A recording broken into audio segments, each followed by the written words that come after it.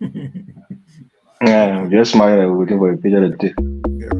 My name is Abina Johnson, and this is Focus on Liberia.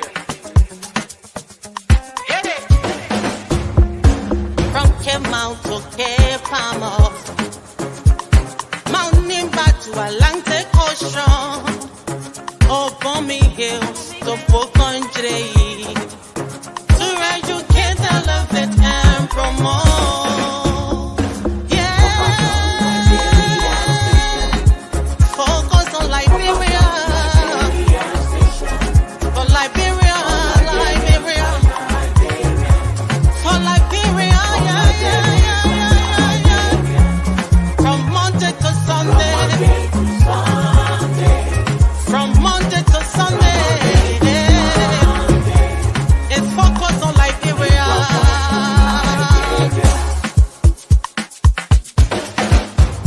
Talk about home affairs, in diaspora, current affairs, reliable information, history, talking about culture, politics, education, entertainment, business, sports, advertisement, articulation. Focus on Liberia. Focus on Liberia. Focus on Liberia. From Monday to Sunday. Focus on. At Focus on Liberia, we discuss everything Liberia, from education to politics, arts and culture, entertainment, agriculture, history, religion, family, and technology. Focus on Liberia uncovers and showcases the best of Liberia and shows the world the truth about Liberia. We educate, elevate, and promote all things Liberia. We conduct interviews, panel discussions, debates, and more. Tune in to Focus on Liberia on Facebook and YouTube and be a part of the stories that make up the news. This is Focus on Liberia, and I am Dennis Ja. And I am Aston Sia, moderating in today's Friday night debate. Welcome to Friday night debate, where we debate the issues that matter concerning our dear country, Liberia.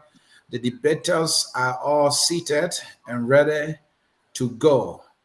Again, this is Friday night debate. I am excited about this debate. I can see my sister Glendy there smiling. I know some people have been reduced to 1%. I don't know, there's the 1% talk going around. Well, that was just something to get us smiling a little bit and not be too serious. Friday night debate is here. Anthony is here moderating, seated and ready to go. We have Mr. Jerome Gilman. Mr. Gilman, it's good to have you. How you doing? Welcome to Friday night debate. Thank you very much for having me. It is a good day to be a Liberian. Our democracy has survived. Our democracy is mature.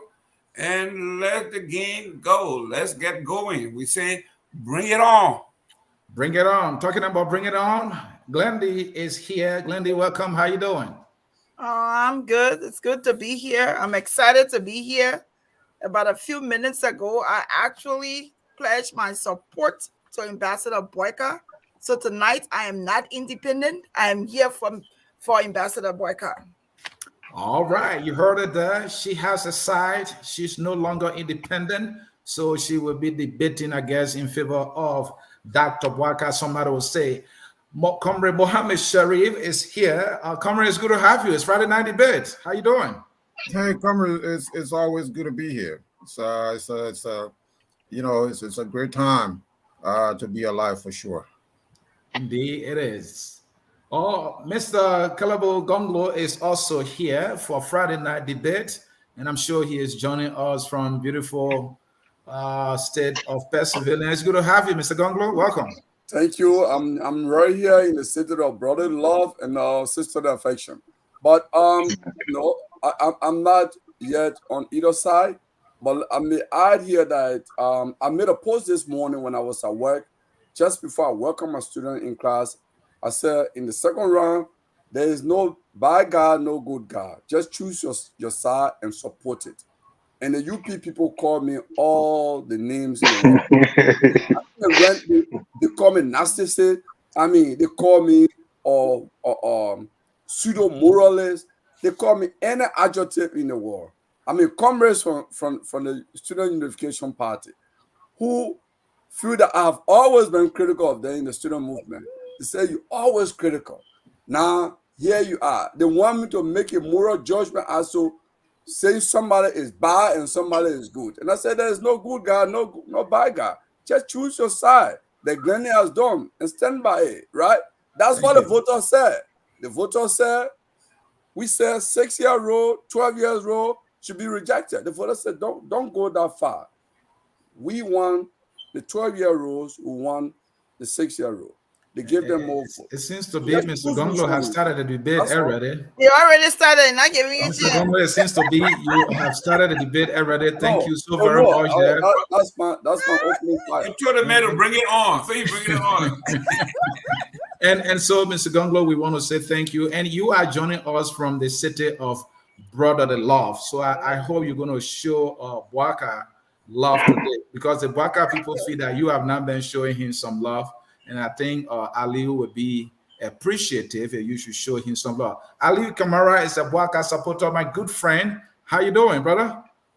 Yeah, doing good. You see, Glenda is the kind of woman who look for. You see where her man goes, she goes. So she has now followed me, and you know, and that's how it's supposed to be. You gotta support your man. So this is how we're doing. But look, hey, we're here. We're ready to go. I came purposely for Gonglo here. He's a diehard. Seems like he's made in China. This thing is over. It is clear. Tewan Gonglo has done his part. He's out of the race. But Keleku still remains persistent. He's still going after Joe Boakai. And so we're here to do Keleku? No, Keleku is Keleku. Thank you, Comrade Aliu Kamara, for joining. I get this me how to pronounce traditional name. Yeah, thanks for joining Friday Night Debate as always. Not forgetting Mr. Evis Morris, who and I share the same beautiful state of Minnesota. It's good to have you, young brother. Thank you. Thank you so much, Mr. Sia. And Mr. Gonglo, please come over to the CDC and bring a brother with you. We need you guys to come to the CDC in the second round. The Later Party people don't want you guys. They will insult you. That's what they're good at. CDC will embrace you and promise your brother the justice minister, the justice minister position. But it's great to be on the show tonight. I think everybody was wrong when they said that it would be a one-round victory. And I'm looking forward to the debate. Thank you for having me. Thank you. And we are expecting Manka Palmo, who should also be joining us from the beautiful state of Minnesota. My good friend, Ambula Mame, if you are following, I will need you at some point here in the debate. We want to hear your perspective. Friday night debate is set. Our debaters are ready to go.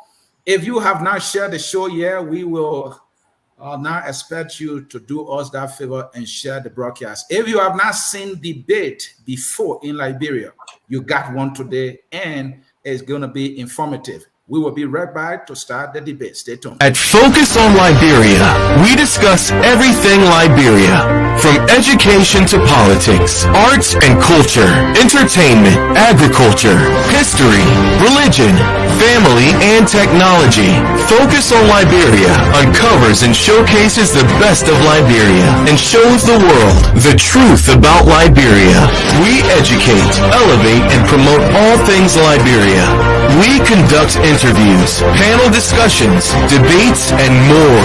Tune in to Focus on Liberia on Facebook and YouTube and be a part of the stories that make up the news.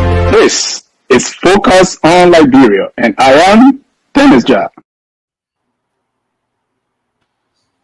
Statistically speaking, it is now safe to say the 2023 presidential election is going for a runoff between, again, the Unity Party, this time of Joseph Yimambwaka, not Ellen Johnson Sirleaf, and as always, the CDC of George Weah.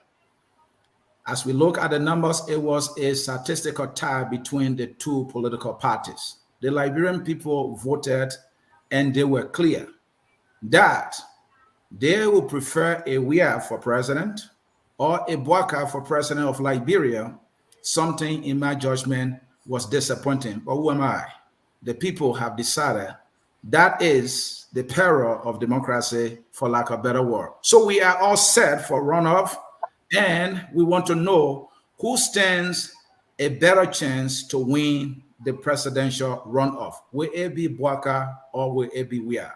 Debaters are set, and so we will roll in our first question. We will start with the lady in the room, as they will say, ladies and gentlemen. Glendy. Yes. Let's start backward a little bit. What do the votes or team by Boakai and Weah say about their strength and weaknesses going into the runoff? Oh, well, I think I'll start with President Weah first. I think it should say a lot to him that he still has a base of people who support him, but equally so, there are a group of people who don't support him to the point where they're not looking forward to seeing him run his second term or win his second term. And I think for an incumbent, that's a serious problem because it can speak to so many factors. What did he do? How did he lose the people comparing the elections of 2017 to now? So for him, it should be mind-boggling because it means that he has not served the people well. Flip it on the other side to Joe Boakai, and I'd like to mention, even with the fact that Uncle Joe, I like to refer to him as that, even with the fact that he did not get a reference from Ellen Johnson Sirleaf, the people still galvanized to support him. And let's not kid ourselves with all the things that we've heard about during the elections and how the different voting went and how the eras went, and also don't forget the Appleton factor. We can say that Honorable Uncle Joe should feel pretty good about what has happened now, and the fact that he's now is able to push forward to the runoff. But Glendy, if you look at previous election results, the first round to be particular, President Weah or the CDC has grown its numbers. They will always be at 38% in the first round. This time, first round, they netted 43%. So how can you say, they didn't do too well and Boakai did better? So, but don't forget now that we are fanatics and the supporters, including Mr. Gaiman, say it will be a one round. So let's not kid ourselves. Let's not forget that. Boakai side also said that. Exactly. But Boakai could have said that because the campaign was probably looking at how the population related to him, how the people showed up. So they could have said that. But to have President Weah not show, and for me, you can say, okay, he got the 38%, that's good. But he got the 38% when you're comparing it to just he and Boakai being in the race. Then you want to see now what's going to happen, what's going to go from here onward. How would the people turn out? Who are they going to turn out for? So I think it's significant for him to look and re-strategize, because if he has not received this message, I think it's a profound message for him to receive right now, to say that the people of Liberia are saying, there are some people that are saying it's almost like it's a split. There are some people that are saying they want Weah, and there are people that are saying that it's either Weah or it's Boakai. Either way. Thank you. Mr. Jaron Gilman, we are talking about weaknesses and strength based on the votes obtained by the Unity Party or Joseph Boakai and President Weah and the CDC. Who shows strength based on the votes obtained by these two sides? First of all, I have to address my sister here. Everything that she have always said, 100%, she didn't even come close. First, she was on this show And she said, based on what she saw, people were standing in the poo-poo water. Boakai will win this thing, and I did Georgia not will. say that. That Excuse is me. not what I said. Excuse me. No, if you have to Listen. quote me, you must quote me Excuse me, correctly. man.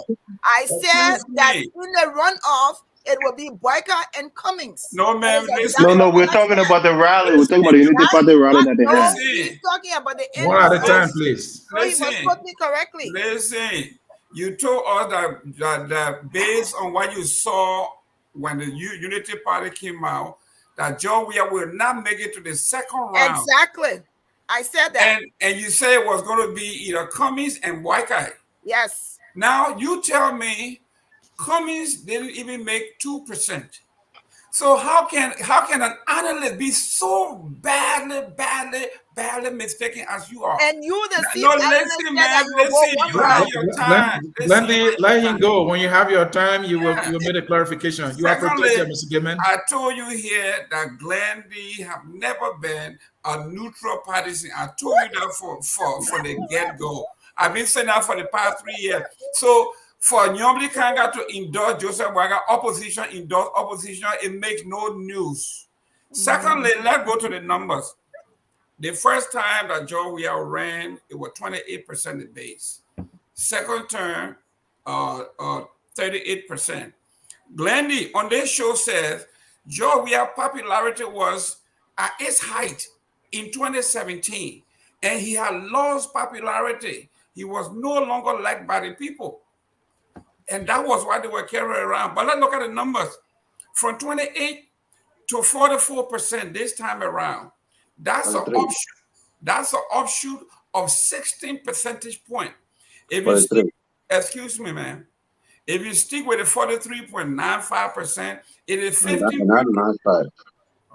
One at a time, Aleo, please. Let me civil, please. Even if it was 43%, we're going from 28 to 43%. That's a 15% offshoot. If we go to the 38%, that would be a 5% offshoot for somebody who had lost all of his popularity based on these folks. But before I let go, I want to refer you to the propagandist extraordinaire, Mr. Costa. Mr. Costa said, I have to admit, everything we threw at this guy, he is still standing. Not only is he standing, but he did win the popular vote. If this was the second round, where there's a simple majority, Weah wouldn't even be talking about second round. So this is what we are talking about. There's something about this man called Weah, that everything they threw at him, even the kitchen sink and the toilet bowl, and he still came out ahead as the winner. So we put this thing to rest, that this man is no longer belong. Mr. Gilman, yes. We're talking about strength here, and I know you enumerated Weah's strength starting from 2005. He got 28, 2011, he got about 38%, and now we're talking about 43%. That is growth there, right? I think the United Party has been able to do the same, isn't it? So will you equally say that the United Party through Joseph Boakai has demonstrated some strength by growing its numbers significantly too? Well, listen, you are talking about an opposition that has a conglomeration of the old order and those who did not want to see this government succeed. Like Costa said, we have undermined, we have leaked, we have done all of those things, and still this man, people love him. They keep voting for him. And in fact, they voted for him in the plurality. He won the first round. So there's something about this man. What is his weakness? To me, his weakness is by allowing, there is nowhere in the world that a Republican will win the executive mansion in the United States and keep a lot of Democrats in key places. He did that. And if he didn't do that, if he had put his henchmen, his strong men in all of these positions, we wouldn't even be talking these things today. Thank you. That's his weakness. Mr. Aliu Kamara, we are talking about the votes obtained. Do the votes obtained by each of them show strength, or do you also see weaknesses on the side of either one of them? Well, I see weakness on the part of George Weah. Okay. And George Weah being an incumbent with everything under his control, the central bank, the Ministry of Finance, the Public Works Ministry, Everything, even the reserve, National Reserve, is under George Weah's care. He only grew by 5%. And let me tell you why he grew by 5% in this particular race. The point is the total vote count. That's where he got that score. The reason why he got that score is because, remember, we have the Ableton factor. Definitely took away from Joseph Boakai. We had the Lucini Camara factor, took away from Joseph Boakai. We had the Tawan Gonglo factor in Number County, took away from Joseph Boakai. So if you look at this thing, technically, and with common sense, you will know that Joseph Boakai was a little bit advantaged because of the number of participants in this election. You will notice that with the absence of these people, if these people were not in the race in the first round, Josh, people talking about Henry Kosa. When did Henry Kosa become your friend? When did Henry Kosa become your friend? Joseph Boakai from 28% 2017 to 43%. Who did better? Even with the conglomeration of political parties, with the proliferation of political candidates in the race, from 28% to 43%, and the man who left from 38% to 43%. Anthony, who did better? So imagine if this guy were not crafty enough to impose some guy named Epiton, who nobody knows, from nowhere they just put him there on top, and somehow switch numbers to him. And I gotta say, it was genius. It was smart. It was intelligent. It was sophisticated. But guess what? There's no more arbiter. All right, I'll leave Kamara there. Comrade Sharif, we are looking at the numbers and we're trying to see which candidate, Boakai and Weah or party, CDC and the United Party, demonstrated strength in terms of growing their numbers. And do you see any weaknesses on the part of any of these two? Based on thank you, Anthony. It's a very good question. First, before I dive into this discussion tonight, I want to commend Mr. Gaiman, the host of On Point, for allowing Jessica Loy's mother and I think the attorney on his show the other night. That was so important and relieving for me to see that family was given an opportunity to be able to talk to the broader Liberian population. Although I didn't like the way that the attorney said that the church now is going to host a fundraiser. In fact, it looks like the church drove our people away because some people are protesting. So now, they're opening their church for a fundraiser. I don't agree with that. There should be some legal repercussion regarding the Jessica Loy situation, but I digress. The question tonight is about, so thank you, Mr. Gaiman, for that. So your question tonight is about these elections, very significant election in Liberia, which is still ongoing. You said who demonstrated strength. I think that Joseph Boakai did demonstrate in the closing months. Keep in mind now, people said all along he was dead and underwater. And so what did he do? He turned things around. Regardless of, I'm sitting here and I agree with these strategies, but that's what he did. He coalesced around Prince Johnson. People forget how powerful Prince Johnson is in Liberian politics. When the history of this period is written, the political history, it'll be hard to see if Prince Johnson is not mentioned. He's a kingmaker now because Boakai is going to win this election by selecting a candidate of Prince Johnson's choice. Prince Johnson is able to go to Nimba County. He's the surrogate for Nimba County. So he covered those grounds, and he's a very popular politician in Nimba County. So it was a no match for George Weah. Didn't fare well in Nimba County because of Prince Johnson. If I'm Joseph Boakai, I will unleash Prince Johnson in some other areas as well, to in Montserrat and some other places where he's popular. Talk to Liberian people in simple English in language that the people can understand. And so that is what's going on. Boakai was supposed to be dead and underwater, but here he is in the closing minutes, in the closing months and days of the campaign. He pulled even. I predicted that Boakai that the lead was going to flip back and forth, that this was going to be a small lead. I predicted that Boakai is going to have a small lead going into the second round. Of course, now George Weah has this very thin lead going into the second round. I am my fears, my concerns still are two things: the closeness of the election. The incumbent is able to pull some tricks off his sleeves, and so that is my concern. My second concern there is that the opposition does not seem to be ready right now to cover all the bases that they should cover. Darius Dillon is out there saying to the Liberian people that they're not going to pay for poll washers, that they're going to recruit volunteers.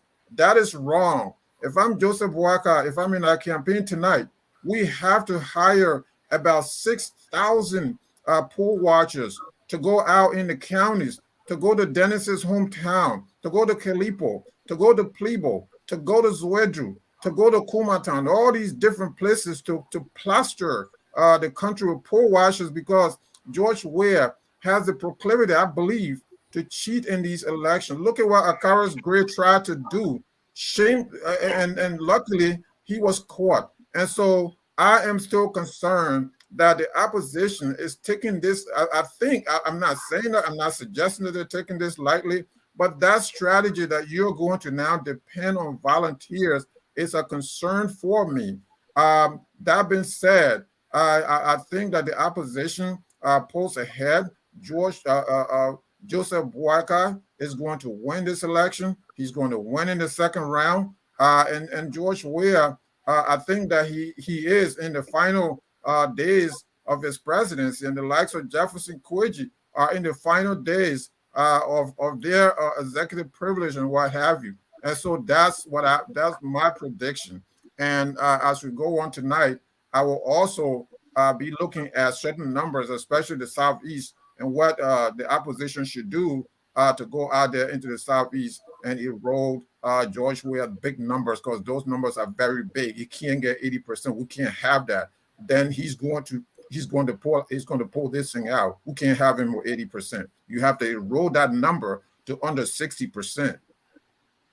Thank you, comrade. Let's get to Mr. Gonglo here. Mr. Gonglo, we are looking at the numbers obtained by Boakai and Weah. Did any of them demonstrate strength, and did any of them show weaknesses looking at the numbers? Well, I would say President Weah demonstrated, or the CDC demonstrated strength. Here are the reasons. I'm from the opposition community, and the opinion that the data we have on Weah, on the President Weah, we sit in the political beltway, and we say we don't imagine a normal person will vote for Weah. I mean, this is what I said all along. I went to Monrovia to campaign. I went to Nema to campaign. I went to Bon County. Monrovia has always been opposed to the sitting president. But I was even surprised. Sir Joseph won. He beat Weah record on winning the Central seat in Montserrat. He beat Darius Dillon record. He got more than 300,000 votes. For me, that speaks volume. The fact that President Weah, or the CDC, was even still competitive in Montserrat of all places, the city with the largest number of slums in Liberia. Because slum dwellers believe that whatever their misery, their material condition is, it is caused by the government in power. So they always go against the government in power. For them to even be competitive in Montserrat, for me, it speaks to what the kind of ground we gain, the kind of groundwater there, the kind of resources put in there, So I think, no, I didn't even believe they will win. No. So the fact that they are going into the second round with a thin edge, I think it's a good thing for them. Here is the problem with Boakai. Boakai has never shown leadership. You can tell Alexander Cummings, he can tell the story better than Oh I boy. can. Glenn Lee is today with Boakai. But no few months back or year back, in the 4 in the CPP, they held different, Can totally you answer the question and stick to the question? 360-degree opinion, different opinion on Boakai. Mr. Gonglo, you are protected. I'm listening to. Today, it's a good thing she has a different opinion, which is normal because people do evolve from positions. But I think Boakai did not show leadership. I would take, for example, he did not speak to certain opposition leader. He said he didn't need him. All of a sudden, in the runoff election, he's make his people. Boakai as an individual has not even spoken to some of the opposition leader because of how he treated them. So he's sending emissary to them 4 or 5 times to talk to them because he can't talk to them out of shame. He cannot talk to Benana Ure. He cannot talk to Councillor Gonglo. He cannot talk to Alexander Cummings. He cannot talk to Alexander Freeman. I mean, the list go on because of what he did. He has that sense that he didn't need anyone. That he can win it all by himself. So I think he's going to have, because in the second round, people are basically making promises and moving, and it's horse trading. Thank you. Are you going to include my platform? Are you going to consider this one? Are you going to do this one? Is Boakai able to do it? I doubt it. He doesn't have that capacity. Can we make some clarification there? Thank you. We'll go to Mr. Evan Morris. Mr. Morris, we're talking about which side demonstrated strength and which side demonstrated weaknesses based on the numbers that they obtained each. Thank you, Mr. Sear. First of all, I want to give a massive, applause to Ambassador Boakai. I think he did very well first round, unexpectedly well. But I think what's even more impressive is what President Weah did. And that is because he lost the second largest single voting constituency in the country, which is Nimba County, and got more votes in the first round after losing Nimba County. And that vote is even inflated by the fact that we have a larger voting pool of new voters that's coming into our, into our voting process. So losing Nimba, where he didn't have Nimba in the first round of the last presidential election where Prince Johnson was on the ballot, got 38%. Lost Nimba where you have both the Kingmaker and the son of Nimba on the ticket for the opposition, gained an extra 5 percentage points, or even more than that, from 38 to 43, or let's say 5, yes, 5 percentage points. So that's impressive. And the reason I'm saying that's more impressive than what Boakai did is because I'll be honest and tell you that President Weah hasn't performed, to the level that most of us would, wish that he would have performed. So in many aspects, he performed. So for him to be so competitive in the first round is a plus for him. And then history is also on his side. Remember Ellen Johnson Sirleaf in 2011. Although Weah wasn't on the ballot, Winston Tubman was the presidential candidate. Ellen won 43% in the first round against, against Tubman and Weah. And we know that election was marred by discrepancies and inconsistencies. Where Flo Moyat took the CDC vote and gave it to UP. He was actually fired from the election commission because of that. And in a protest, the CDC refused to go to the second round. So why I'm saying this is that George Weah losing Nimba County has proven to be somewhat consequential in the sense that it leveled the playing field for the opposition. Because had he retained Nimba County, this is going to be an easy one round for the CDC. I think we can all agree on that.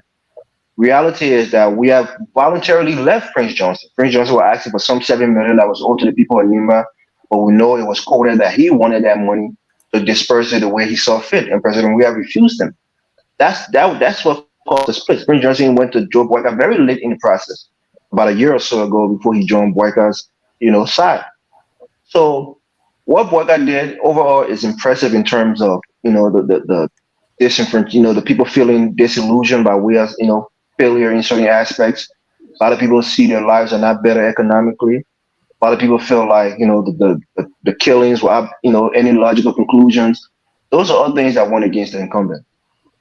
But now in the second round, when you're talking about advantages and disadvantages, you're looking at, President Weah having, the finances, the logistical advantage to be able to deploy people to different counties and different regions. Unless you are jumping ahead. You are jumping ahead. Okay, Please conclude that. sorry, I won't go that far. But just to wrap it up, overall, I think even though I'm saying other things, overall, I think in the second round, Joseph Boyka has a slight edge.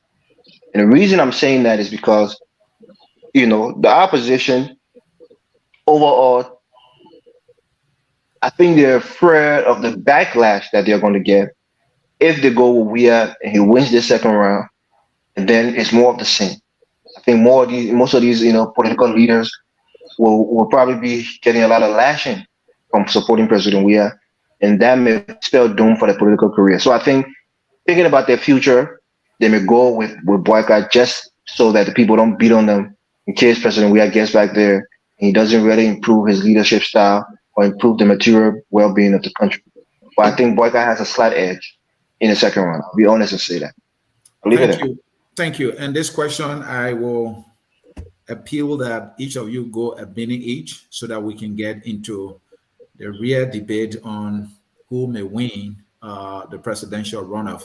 And the question is, of the two candidates going into the first round, which one of them have faced the greatest odds?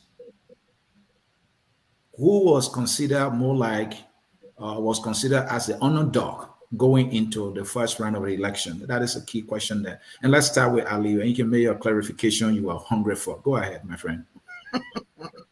Okay. Now, let me make a clarification first and foremost. This man said that Boyka is ashamed.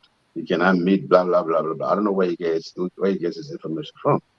Boyka have spoken with people. And I will tell you, so you know, maybe I call your brother and tell your brother. I mean, ask your brother. Boyka, your brother have already spoken. Boyka and Losni Kamara have spoken. Boyka and almost all of the political leaders, almost all of them have spoken. And I can assure you, it's looking good for Boyka. You should learn from Evers. Your son, Caleb, will learn from Evers. Evers is, don't always agree with him, but he try to at least think about God before he talk. All right, so who was the underdog coming into this thing? I mean, it's obvious. Like I said, you had Joseph Boyka was the underdog. Let me just put the plain blank. Joseph Boyka was the guy who was coming into the race. According to some of our other friends on the other side, he could not afford to pay poor washes. He could not afford to run campaign. He was living on loan. He was dying the next day. Joseph Boyka was stepped on. He was beaten down to almost death, even by the oppositions. While George Weah was flexing, he was selling multilateral companies, acquiring multi-million dollars. George Weah was dishing up money. We know of $50 million that was passed by the legislature for something about some kind of governmental project. Now, up to now, we don't know where that $50 million was. $60 million, actually. All of those funds went to George Weah. George Weah is the only guy in the race who has a private jet. George Weah is the only guy in the race who has a helicopter where Joseph Boyka cannot go. George Weah can land there. If I can push back as a moderator to make this debate balance, why do you now want to think President Weah was facing the greatest odds of it all? Because we had a bad economy. We had a citizen rate that the citizens were actually unhappy. We saw many protests, even talking about civil servants. Many times they had to protest for their salary. There was so much unhappiness, news of corruption, the propaganda against the CDC. And so all odds, one might argue, were against the CDC, and this is Mr. the C, CDC that will do this well in the polls. Don't you think so? as I said, nobody should argue that way. Nobody on this planet should argue that way. With an African incumbent in power, he has the police, he has the soldiers, he has the NSA, Mr. How you call him? Sension, who's going around doing stuff. He also have permanent members of government who have facilities and immunities. We saw what we saw what Thomas Fala did in Lofa country. There's evidence that he imported Guineans. We saw that. We know of information from Cape Mount County where George Weah's people imported people from Sierra Leone. We know all of these things. We even know information just coming out, even though it's belated, of some of the things that happen in the southeast. But George, the narrative of incompetence, the government being inept, people suffering in the country, coach, drug crisis, and all that. Do you know how many elections Robert Mugabe won in Zimbabwe? And those sentiments and those narratives drove Darius Dillon to the Senate in a landslide, and those were the things that were against the CDC. You don't see it that way? Anthony said there's a difference between Thomas Fala and George Weah. George Weah is the most celebrated Liberian since the history of Liberia. The most celebrated. Some of these children who you call first-time voters, what they saw during George Weah administration is what they know. Anthony said, we saw real electricity where it's 24/7. You can't even back the hour in Liberia. These boys didn't see it. Once George Weah left their community in Keba, they saw life for the first time. George Weah was developmentally oriented, period. So George Weah had a lot of edge.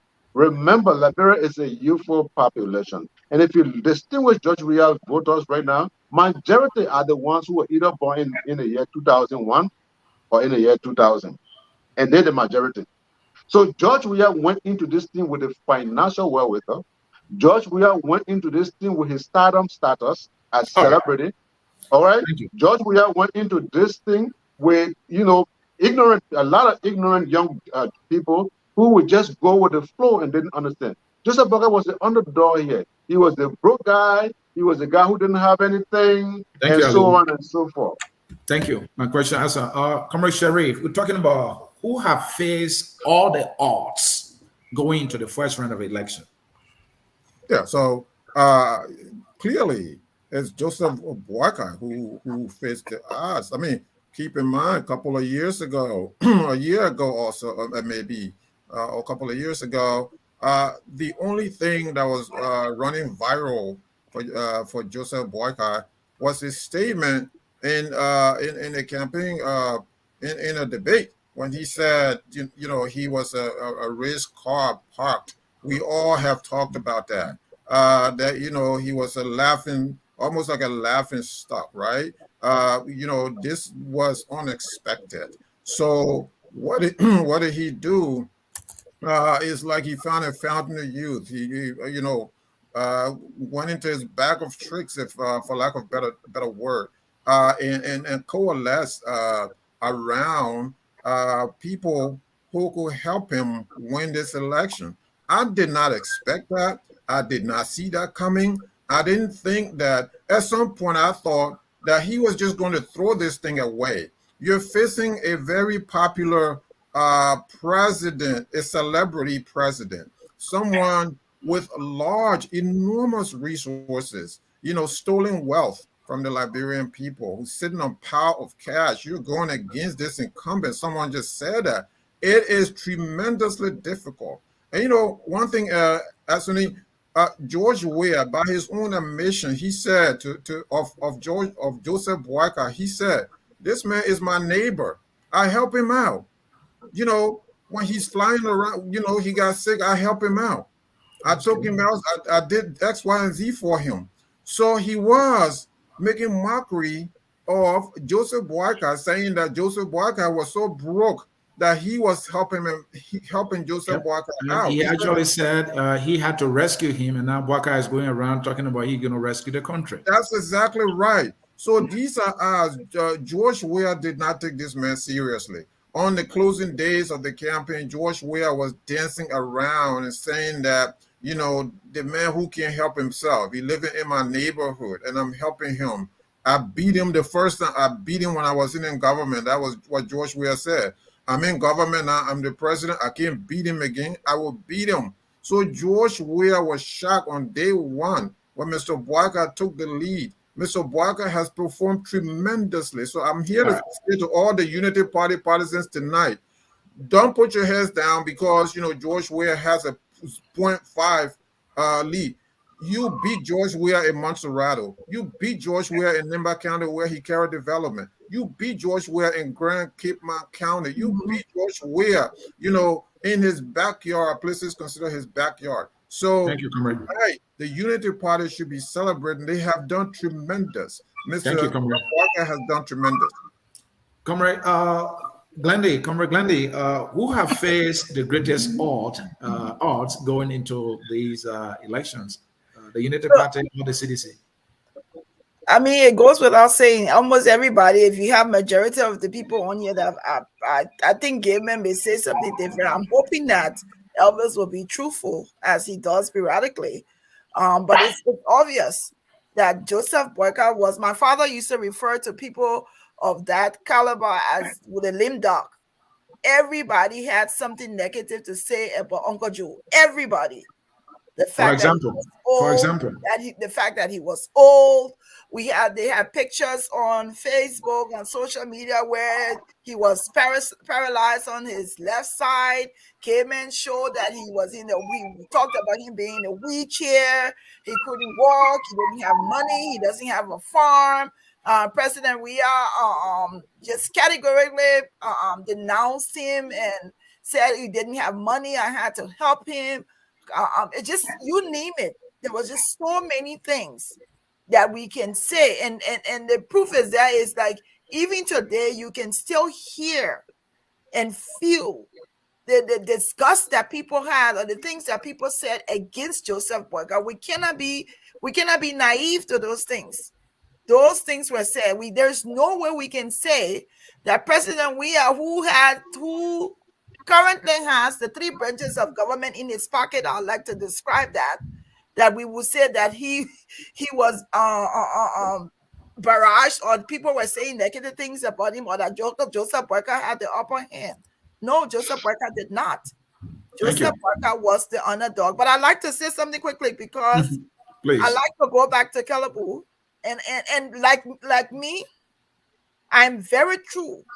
And the branch that I come from my family, my dad especially, the late Councillor J.D. Bayoga Jr., we only speak what we know.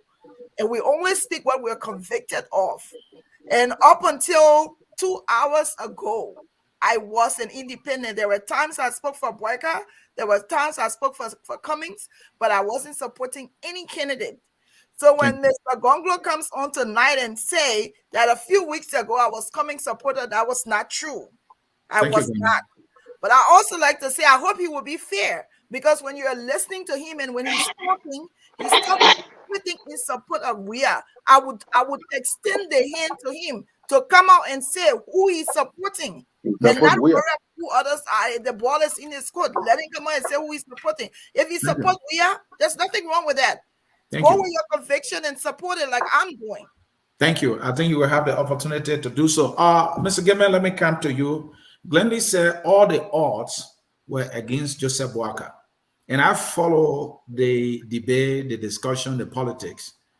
Boakai was being battered by the opposition. The bullets were coming from the very opposition community at him. And then from the CDC. That's what Glendy is saying. Do you agree or disagree that all the odds were against Boakai and not your guy? You are muted. Unmute yourself. When you come to debate, be prepared. when I come over here, I was trained to be on point. I was trained at a debate club at the Bassa High School. I mute myself because I do not want to cross talk. I do not want to talk over everybody like everybody else does. But let's go to Glendy first. Glendy is being very disingenuous here. Glendy says she has supported Kwame at one point and supported Boakai at one point. So that tells you that she has always been opposed to Weah. That's the fact. So that's the fact. Listen, if you supported coming opposition, you supported Boakai opposition. Now you coming here, now you endorsing. So it's like an opposition endorsing opposition. So it make no difference. But let's look at the odds. Okay, and I'm gonna refer to Mr. Costa from 2020, the campaign against President Weah, the propaganda, the misinformation. Even my own brother here, our own colleague here, Mr. Sharif, from the time he's been on this show, his mantra has been George Weah is going to steal this election. George Weah is going to steal this election. This man have never been fair to President Weah and the CDC and the ability to amass the ground game that did what they did here. This man has never. He said this election is not going to be fair. The election commission is not going to be fair. This man is going to steal this election. So at times when you talk about people who are honest and fair and objective, Mr. Gamer, I want you to give me the odds that you believe the odds I'm telling you, if I'm telling you someone like Glendy, someone like Sharif, someone like Alio Kamara, from the very beginning, these are folks when I'm telling you that the president was against the odds. In fact, so much against the odds that Glendy said. Is it that you don't want to have made some odds like the news of corruption, incompetence that the opposition will say, for which you just trying to narrow your odds to Comrade Sharif and Glendy? Thank you. And you see Costa tonight. Costa stake. Listen to this, okay? Honor Joseph Boakai's administration. Oh, you're trying to pivot now? No, I'm not pivoting. I'm just telling you, when you talk about corruption, honor Joseph Boakai's administration, when he was vice president, I'm gonna hear the Auditor General John Molu said it though, that they were twice as corrupt, 3 times as corrupt as the previous administration. Do you agree that all the odds were against President Weah? Yes. So then name me or share some of the odds with me. The odds was that every opposition in the country had told President Weah that he did not belong. Okay. We are looking at the media landscape. There was no particular media landscape in Liberia that will speak of George Weah favorably. Let's look at the civil servant. The civil servant, 70,000 of which are employed by this administration. They came out in their numbers and said the harmonization, and they used that as a weapon against this president. They're talking about killings in Liberia, that the country was not secure. But when you look at the Ellen Johnson Sirleaf and Boakai administration time and look at President Weah's term has even turned out to be better secure. When President Weah and when President Johnson and Boakai were there, they have 15,000 UN security there. President Weah had nobody.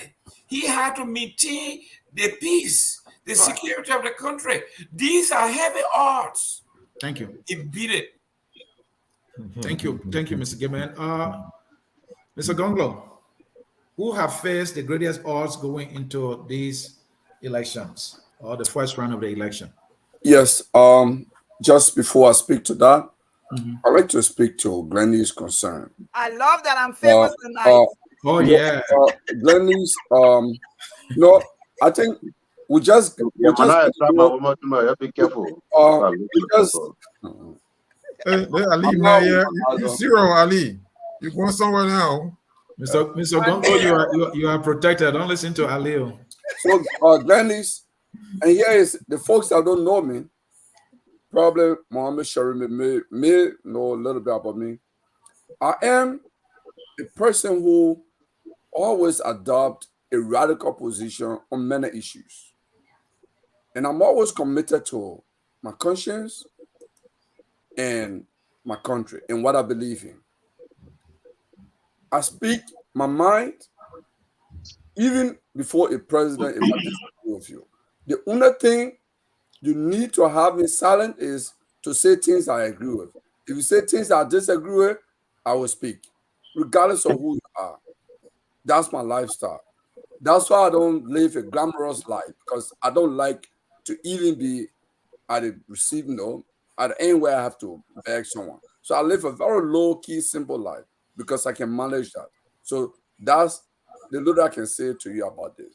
If I have a position, which definitely I will have, I will state it. And I will state it. The election is real. I think what? The round election is, I don't know if I'm November 7th. Yeah, I will say, I will not be a silent. I spoke on this platform that we have 6-year rule and 12-year rules.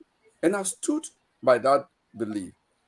It was a reality that I spoke with, but the voters proved me wrong. So the question is, So which of the roles, in your words, which roles face or have faced the greatest odds going to the first round of the elections?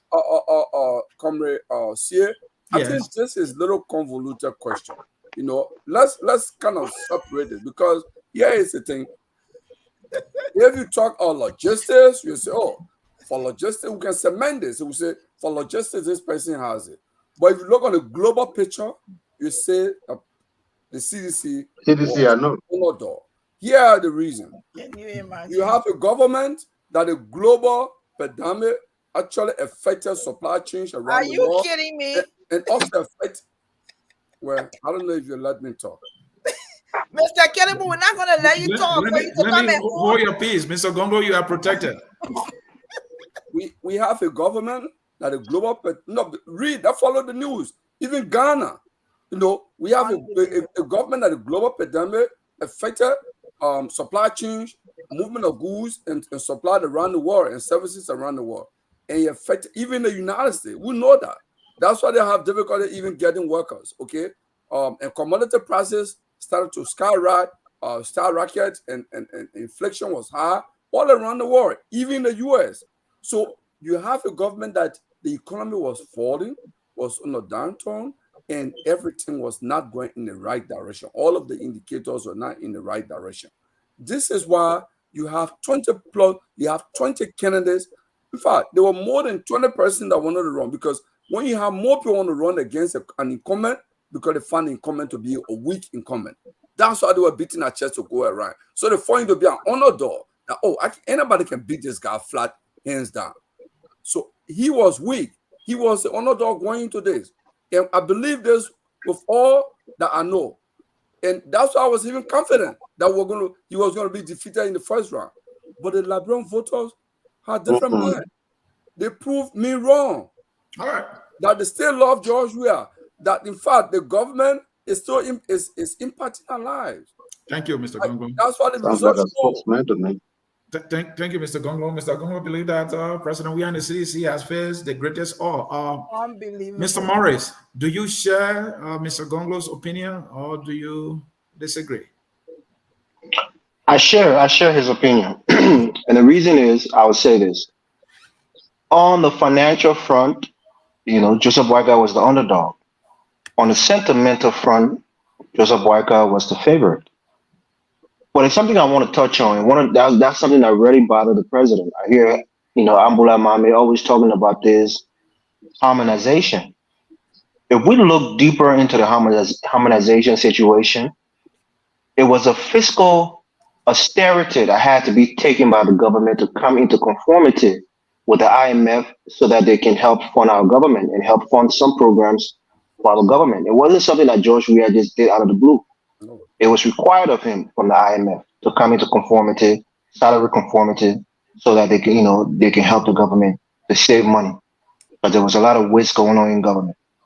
So I think we need to understand that point for one. And that sentiment went against the president massively. A lot of people thought that, the quote unquote harmonization was something that George Weah was taking, trying to steal people money, taking the regular paycheck and giving it to himself, and then only giving him, half of the money that he used to make. But it's not the case. But let me say why I say the president was at a disadvantage. And we're looking at the Prince Johnson factor, as we said earlier, in terms of losing a massive, voting base. We're talking about the people in the diaspora, those people who are on media platforms like FOL and other media platforms who were massively opposed to the president. Majority of the diaspora would say was opposed to the president. So most of the talking heads, people like Costa and the people on the other criminal network who were massively against this president, that definitely hurt him. You're looking at the sanctions, from his government officials. In terms of optics, that hurt him massively. So coming into the election, there was a lot of things against him, and I think Mr. Kellerbo said it earlier. The consensus was that this would be a one-round victory because he seemed to have lost so much popularity. A lot of things have happened against his government. International community are not so confident in him. He left the country for the 7 days and went to watch his son play football. The economies are kind of in the doldrums. So it's a lot of sentiment against this president and the performance of his government. So just looking at on the sentimental side of things, and that's where politics, that's where voting, sentiment really plays a part. You're looking at the money, other than people can say money can buy love, right? So even with all the money that the president had at his disposal, he still had a hard time trying to get the majority because the sentiments of the people were against him, and massively. I see somebody writing that the president had $50 million to spend on the campaign. I think that's maybe they miss, the conflicting it with the $50 million that he gave to the neck. $50 million on campaign, you can almost buy, almost half of the vote in the entire country, maybe close to $1 million, a million vote. So he would have probably won this election. So I don't think he had $50 million to spend on the election. But I think just to wrap up, Mr. Sear, I think Joseph Boakai now is in an advantageous position because we shouldn't forget, even though we try to equate him with the Ellen Johnson Sirleaf government, but he hasn't served as the president. He hasn't been at the helm of his own administration. So the same advantage that President Weah enjoyed in 2017, being a first phase presidential candidate who had no record, in a way, Joseph Boakai by himself have no record. So many people are trying to realize that those who are informed enough to know that yes, although he was a part of Unity Party, but he wasn't the president, and now we can't judge him based on what Ellen Johnson Sirleaf did. So coming into this, into these elections, people say, well, the Open will do better. And one of the things I think Joseph Boakai is preaching that President Weah should take, because if he doesn't take this is where Weah will probably beat him just based on the rhetoric. He has to change his focus to be a more inclusive government. Joseph Boakai is going around saying he's going to be a more inclusive government, although his action has proven otherwise. He's excluded the Southeast from his campaign, but even reaching out to them. So maybe he will have the few Southeasterners who are on his campaign team and put him in one or two key positions and call that inclusion. But the reality is he ostracized the entire region from the Southeast, and now he's saying he's going to be inclusive. But I think President Weah, being that he's so well loved generally in the country, he can have a more inclusive government and people will accept it as being genuine. Whereas Boakai has excluded the Southeast and will probably put people like Amos Tuer or maybe the chairman for the Unity Party in one or two positions and call that a government of inclusion, which I think would be a facade. But I'll leave it. Thank you for giving me time. Thank you, folks in cyberspace. If you are just joining us, this is Focus Liberia Friday Night Debate. I'm Anthony C. moderating, and we are discussing or debating the question: who is most likely to win the presidential runoff election that is scheduled for November 7? I heard. Will it be Joseph Boakai or will it be President George Manuel Weah? When we come back, we will be going into who has it all and what all it will take to pull that victory and who will do it. Stay tuned. We will be right back. At Focus on Liberia, we discuss everything Liberia, from education to politics, arts and culture, entertainment, agriculture, history, religion, family, and technology. Focus on Liberia uncovers and showcases the best of Liberia and shows the world the truth about Liberia.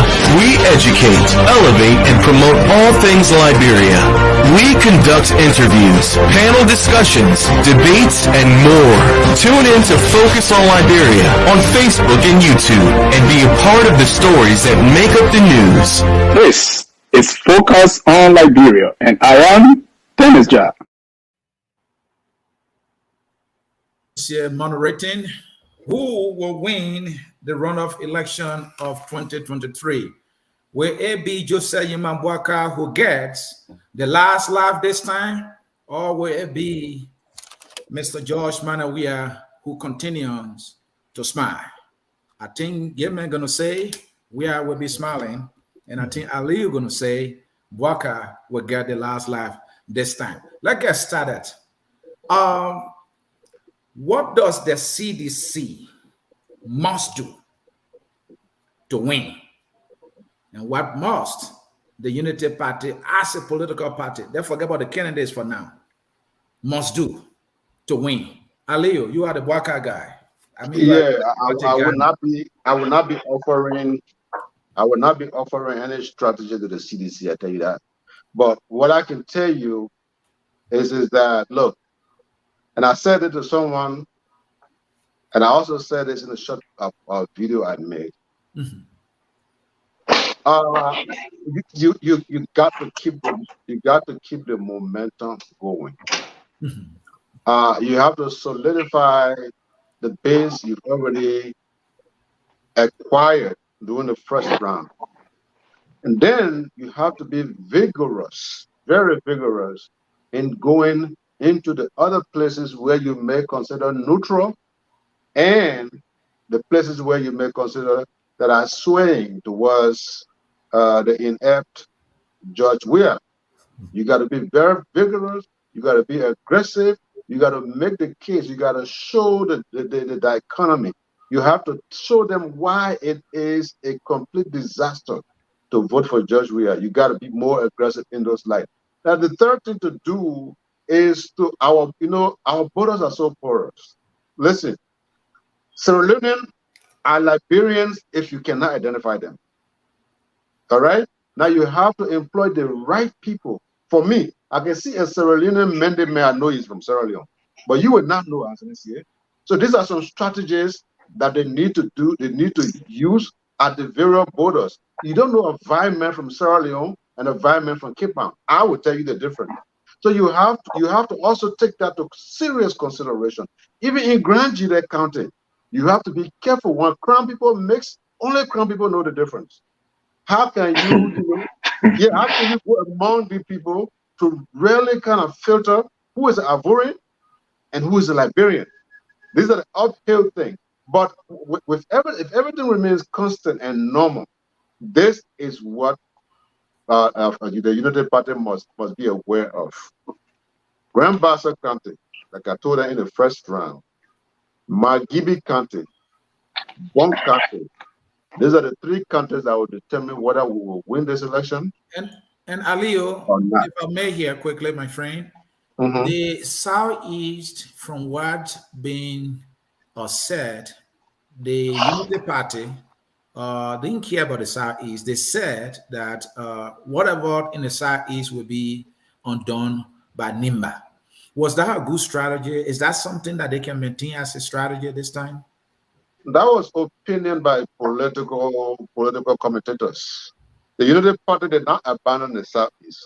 As you know, James Barney and others were in the Southeast. You saw the Vice Senate Barrett in the Southeast. At the 11th hour, right? No, that's what you saw. You saw the 11th hour. That's what happened. What we are trying to say to you is, to go to the Southeast is not as easy as driving to Ganta. You have to understand that. That is why the Senate bearer of the Southeast flew by helicopter. He couldn't go by road. The Joseph Boakai, who has a couple of old cars, he could not easily just navigate the Southeast. And I think it's been done on purpose. The Southeast was never forgotten. It's just so inaccessible that it makes it impossible to run a serious campaign over there. The CDC never ran campaign in the Southeast. Nobody ran campaign in the Southeast like you think they should.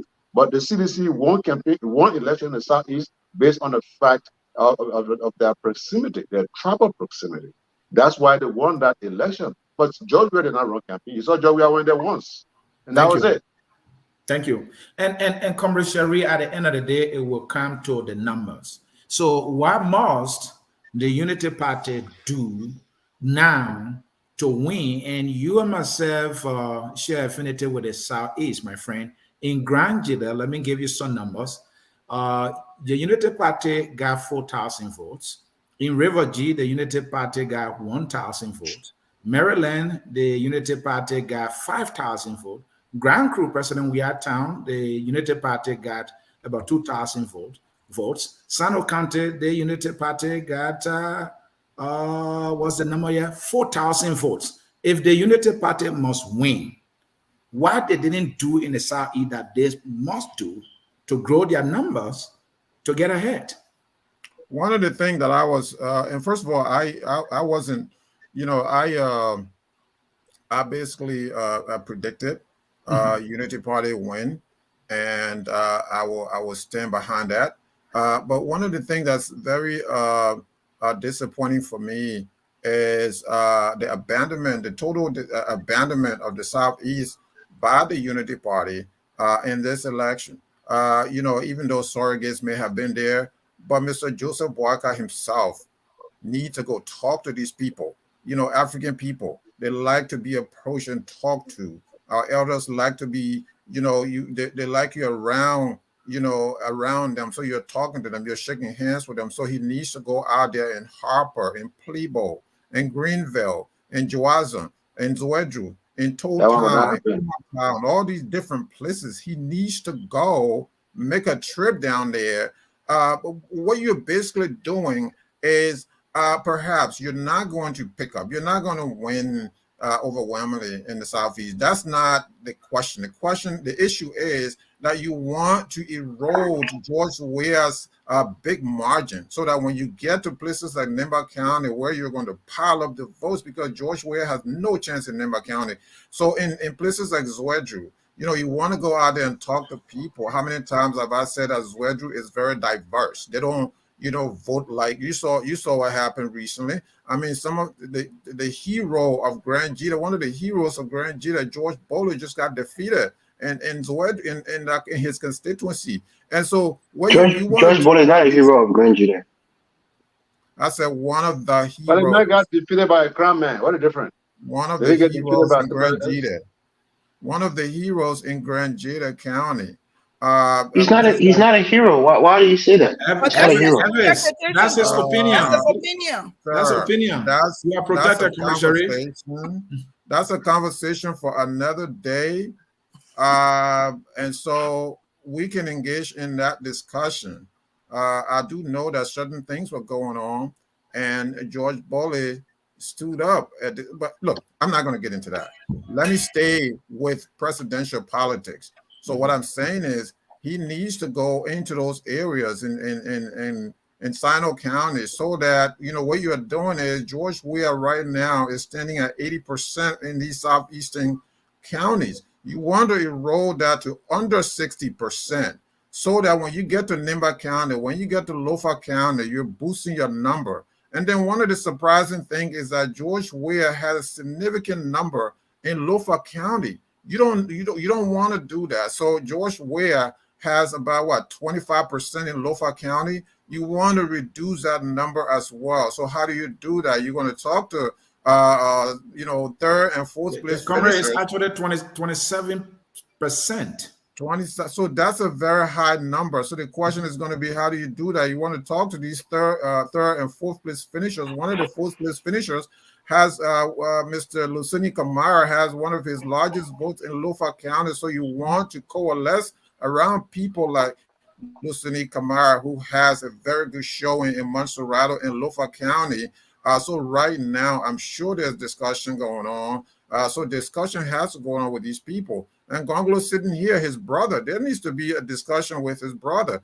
Right now, I don't know which side the Gonglos are on. I think they're leaning Weah, but they can still be talked out of that, because how can you go with a red. That's a How can you misleading, quote that's a someone? misleading information.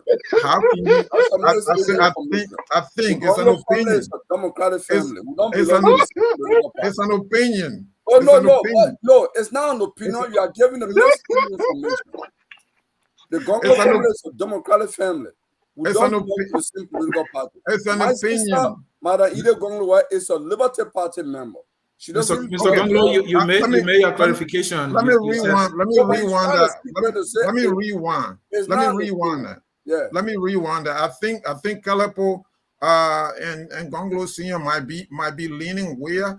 I don't know that for sure. I think Kalepo is have leaning no that way. reason to So you believe want to talk to Mr. Gonglo, you have your time to clarify that. Go ahead, Comrade Sharif. It's based on my opinion, not on the person you have not heard from.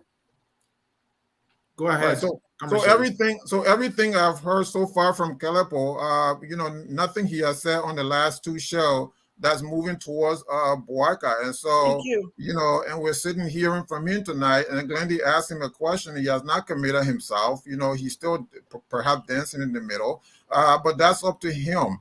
And so I think the logical thing to do for them will be in a couple of days or so is to coalesce around Mr. Boakai, and so that you coalesce Mr. Boakai, so that you give them you put someone in the executive mansion who will bring us some respectability to that office. I think that's the best decision. I mean, you're not going to have the best of the best decision right now. Will be that. I mean, the better of the two, right? You won't want to make that decision. So these are the kind of things I think Mr. Boakai should do. Already, we know that he's popular in Montserrado County. He's popular in the northern counties. He didn't take Bond County, however, maybe that's a Jewel Howard Taylor factor. But I think that he can pull this out in a very, it's a very small margin. And Anthony, lastly, what I'm going to say, I'm going to go back to the poll watchers. There needs to be the Unity Party need to blanket Liberia with poll watchers. What is wrong with hiring 6,000 poll watchers? We're looking for contribution. We're looking for some money. Right. So Dylan is talking about volunteers. Dylan, you have money. Relatively speaking, you're a wealthy Liberian. You said 1 minute. People.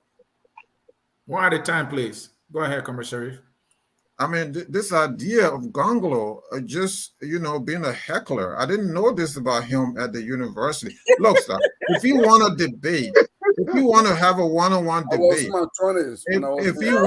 you want a one-on-one debate, and by the way, you work for the Unity Party government. Why didn't you resign? Mr. Shi, I think Mr. Gonglo has a point. You said 1 minute, Sharif has gone for 6 minutes. Be fair. The interruption will make him to continue, please. For 6 years and I left. I didn't work for 12 years like some of you. You work for UP though. No, I worked for the governor of Liberia and I was paid by the governor of Liberia.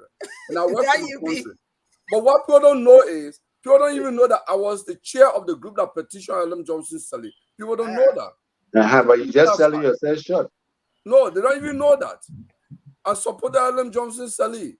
We know. Told me, Gonglo, you have to come and work. Mr. Gonglo, thanks for your clarification. But let me add it. And so I will clarify this mishap that Sherry and others are carrying around. I would like to sound like Nelson Mandela here, not quoting him per se. I think the hypocrisy and I think people engaging in Liberia is to think that their enemy should be others' enemy. That's wrong and it's dangerous.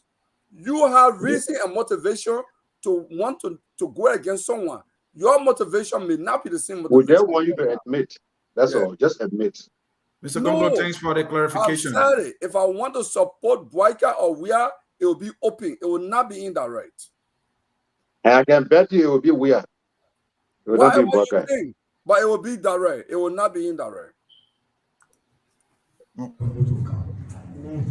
Our country, sweet Mandela. Our country, that God gave all His country. Fellow Liberian, that God gave all His country. We are calling on everyone here to come.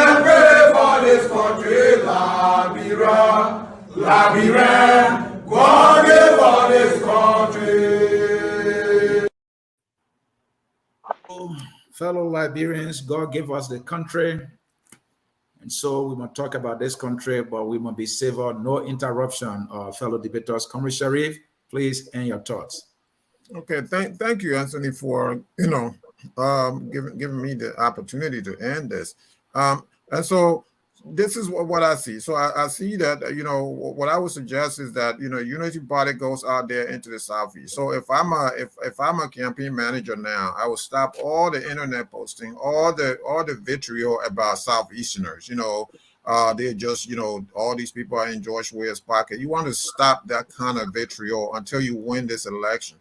You want to stop, because even after you win the election, you want to unite the Liberian people. Boakai is going to win the election. You're not going to be president for Lofa County. You're not going to be president for just Bonk County. You have Elvis sitting on here. He's been objective tonight, and I'm proud of Elvis. I want to object to this comment, Anthony. I want to object to this comment. Man. What is this? Yeah, this comment does no good. Joseph Boakai has not abandoned anywhere. Joseph Boakai has ranked Joseph Boakai has ranked in Liberia County. Is he a Nimbayan? Joseph Boakai ranked in Bonk County. Is he from Bonk County? The only time Joseph Boakai can be a president for everyone, unless he has to go to your village in Grand Jide.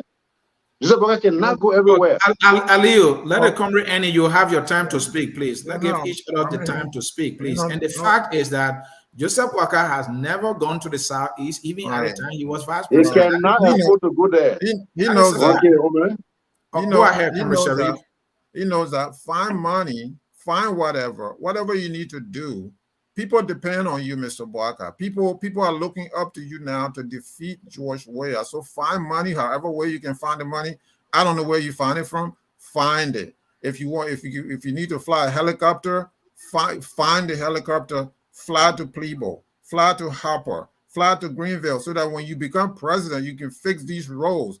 That's what's at stake. But not to sit around and say, he can't go there. Then tomorrow, when you start to lose like this, you lose a very thin margin by maybe 1,000 votes or 2,500 votes, and all because the Southeast, Weah was dominating the Southeast. Then you begin to complain. So right now, what I'm saying is there needs to be a concerted effort not to throw away any votes. And that's what I think is dangerous.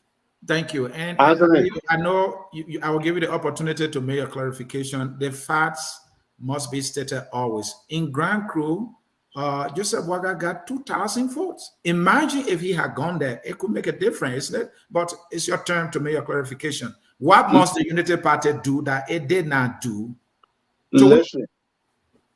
Joseph Boakai as an individual, I cannot guarantee. If he goes where he goes, I cannot guarantee that Joseph Boakai will go to the Southeast. That is the problem.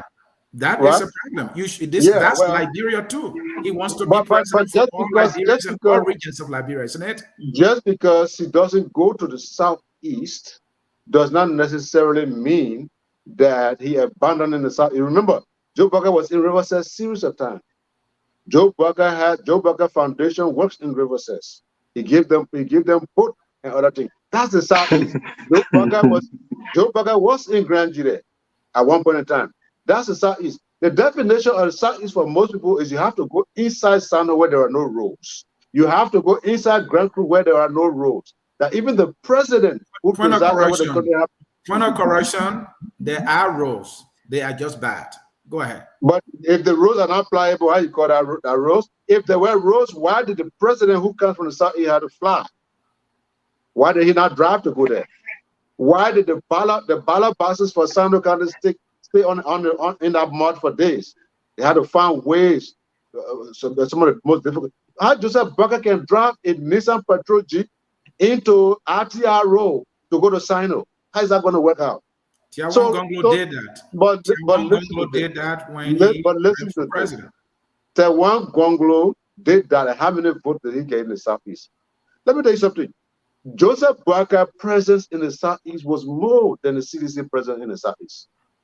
Okay? Not Joseph Boakai as a person, but just as the Unity Party. The Unity Party presence in the Southeast was more than the CDC presence in the Southeast. However, CDC wrecked the entire Southeast. Either way, now even in these United States, if I'm a Republican running for president, I am not going to invest my everything in California. I'm not going to do that. Electoral Okay? college is different. It's just that simple. We know that the Southeast, even if they feel good on their good day, Joseph Boakai will now win 20% in any county other than maybe Riverside and Maryland County in the Southeast. The next election, maybe Joseph Boakai will go up to 2,000 votes in River G. Joseph Boakai came second in all the counties in the But look at the Southeast. numbers. What good with the second? All right. Thank you, Aliu. Mr. Gamen, your turn. What must the Unity Party do to win? What must the CDC do to win? Well, CDC has strategists and some of the best tacticians.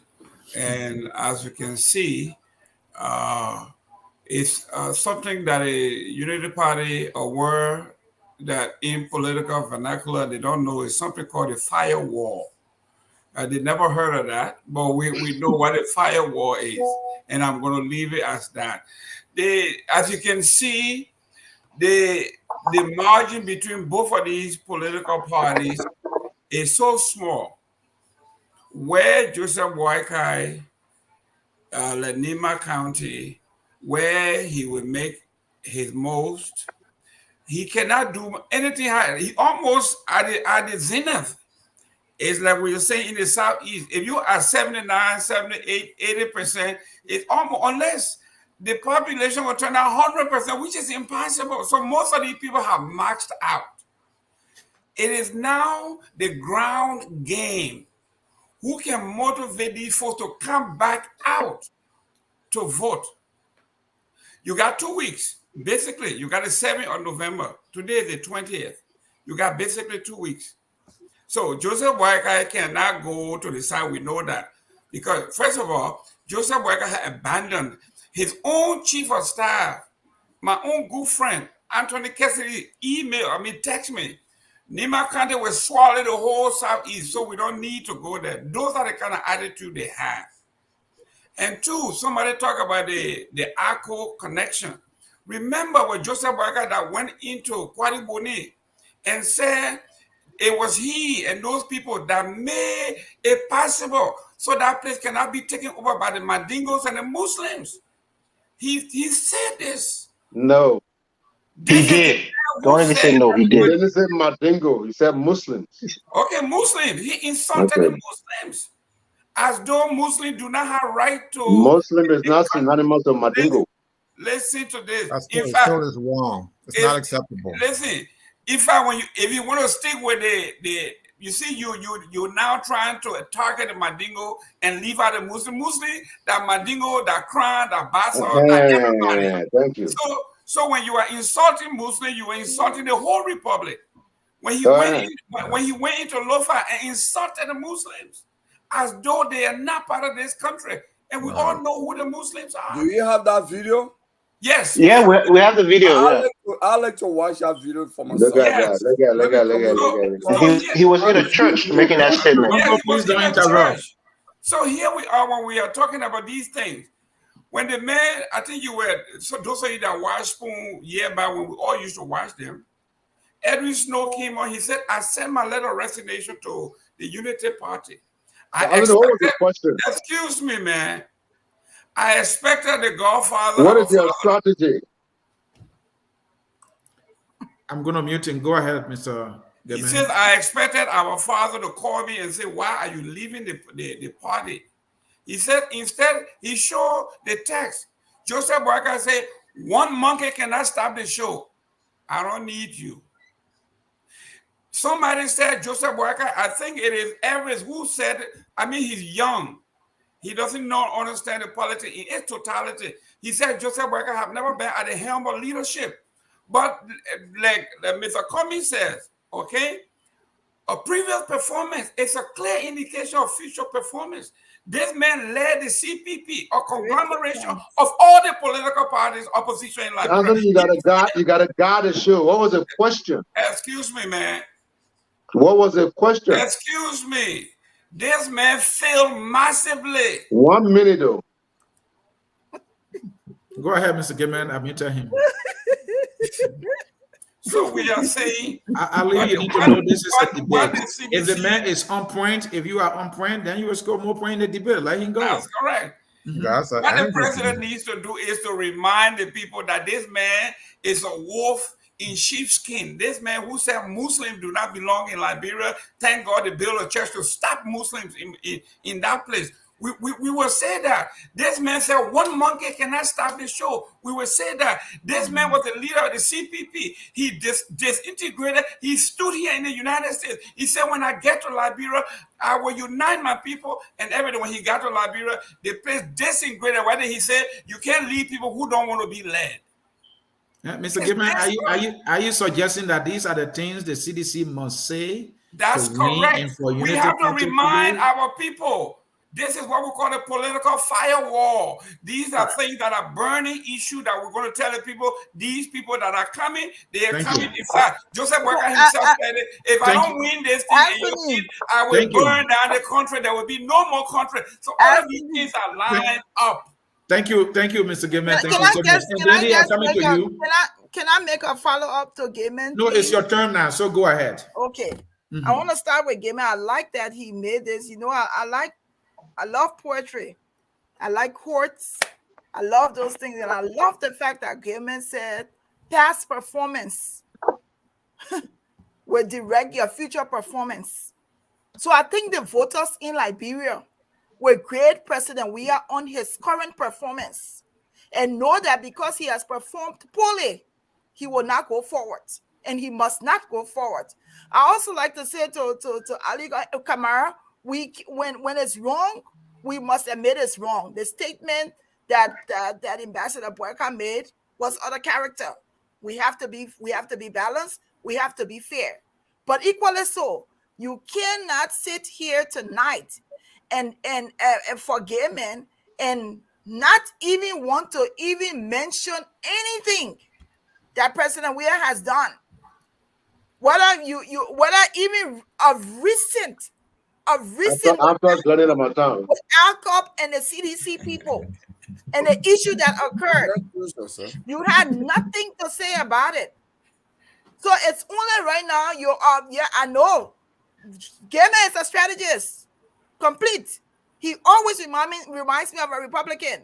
He will never answer the question directly. He will deviate and go all around it. And by the time he comes to where you want to get him to answer that question, he's not going to answer it. The question was, what is the strategy? What are they going to use? How did he answer that question? He did not. Instead of that, he pointing all the things he could find that people have been singing over and over. And then he has Elvis to sanction, Kalabu to sanction him. And then in the end, we get no response from him. These are debates that people are watching. People want to hear. People want to understand. What's the point? What point do you have to make now? What strategy you think that UP people or CDC people should make going forward to win these elections? We can't come here now and make it seem like President Weah is the absolute best president and that all of Monrovia or all of Liberia wants him. That's hypocrisy to the highest. To the highest, especially for some of us who've been to Liberia a couple of times and to see what people are going through. There are some of us here who may not have been to Liberia in the last 4 or 5 years, but we see the testaments. We see what people go through. We see the suffering. How can we ignore those things and be fair to our Liberian community tonight and say, oh, Liberia is the best one ever? How can we do that?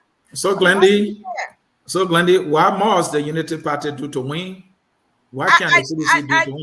I think the Unity Party needs to gather themselves, look at the strategies that they've used before, see some of those strategies that worked in their favor to get them to where they are. They also need to look at those strategies that did not work. Regardless, I don't think it's a great strategy for them not to have gone to the southeastern region, even if they're going to get 1 vote, even if they are going to get minimum votes from there. Whether it was Ambassador Boakai to go there or someone else to go there, there's so many other people connected to the Unity Party. They should have had a representation in every county so that even if it meant that Ambassador Boakai had to speak to the people on air, by radio. We can't compare Ambassador Boakai to Gongolo. Come on, let's be realistic. Gongolo may have the ability to walk in the waters or have the ability, he may have the strength. We have to consider those factors. There's no way you can say, oh, Ambassador Boakai is going to be able to go to those countries easily and return. If President Weah is not able to do that, why are we comparing Boakai to do that? Why are we compelling him to do that? When we know President Weah, because he's come from those regions, he already has an upper hand. We have to be fair and we have to be balanced. This is the second round, folks. This is the runoff. We cannot continue to use those same partisan politics and think that the Liberians are going to accept what we're going to say and they can't see between the lines. We can't do that. When you're saying when Kingmaker is saying President Weah is liked by the entire country, are you kidding me? If it's like, how come he didn't get 70% of the votes? Are you serious? Thank you, Glendy.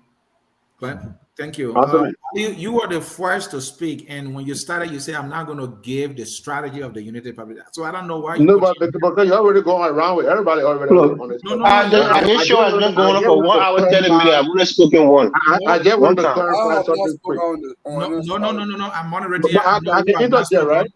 Yeah. Evis, your turn, and then we'll get to Mr. Gonglo. Then that will conclude the round. Go ahead, Evis, please.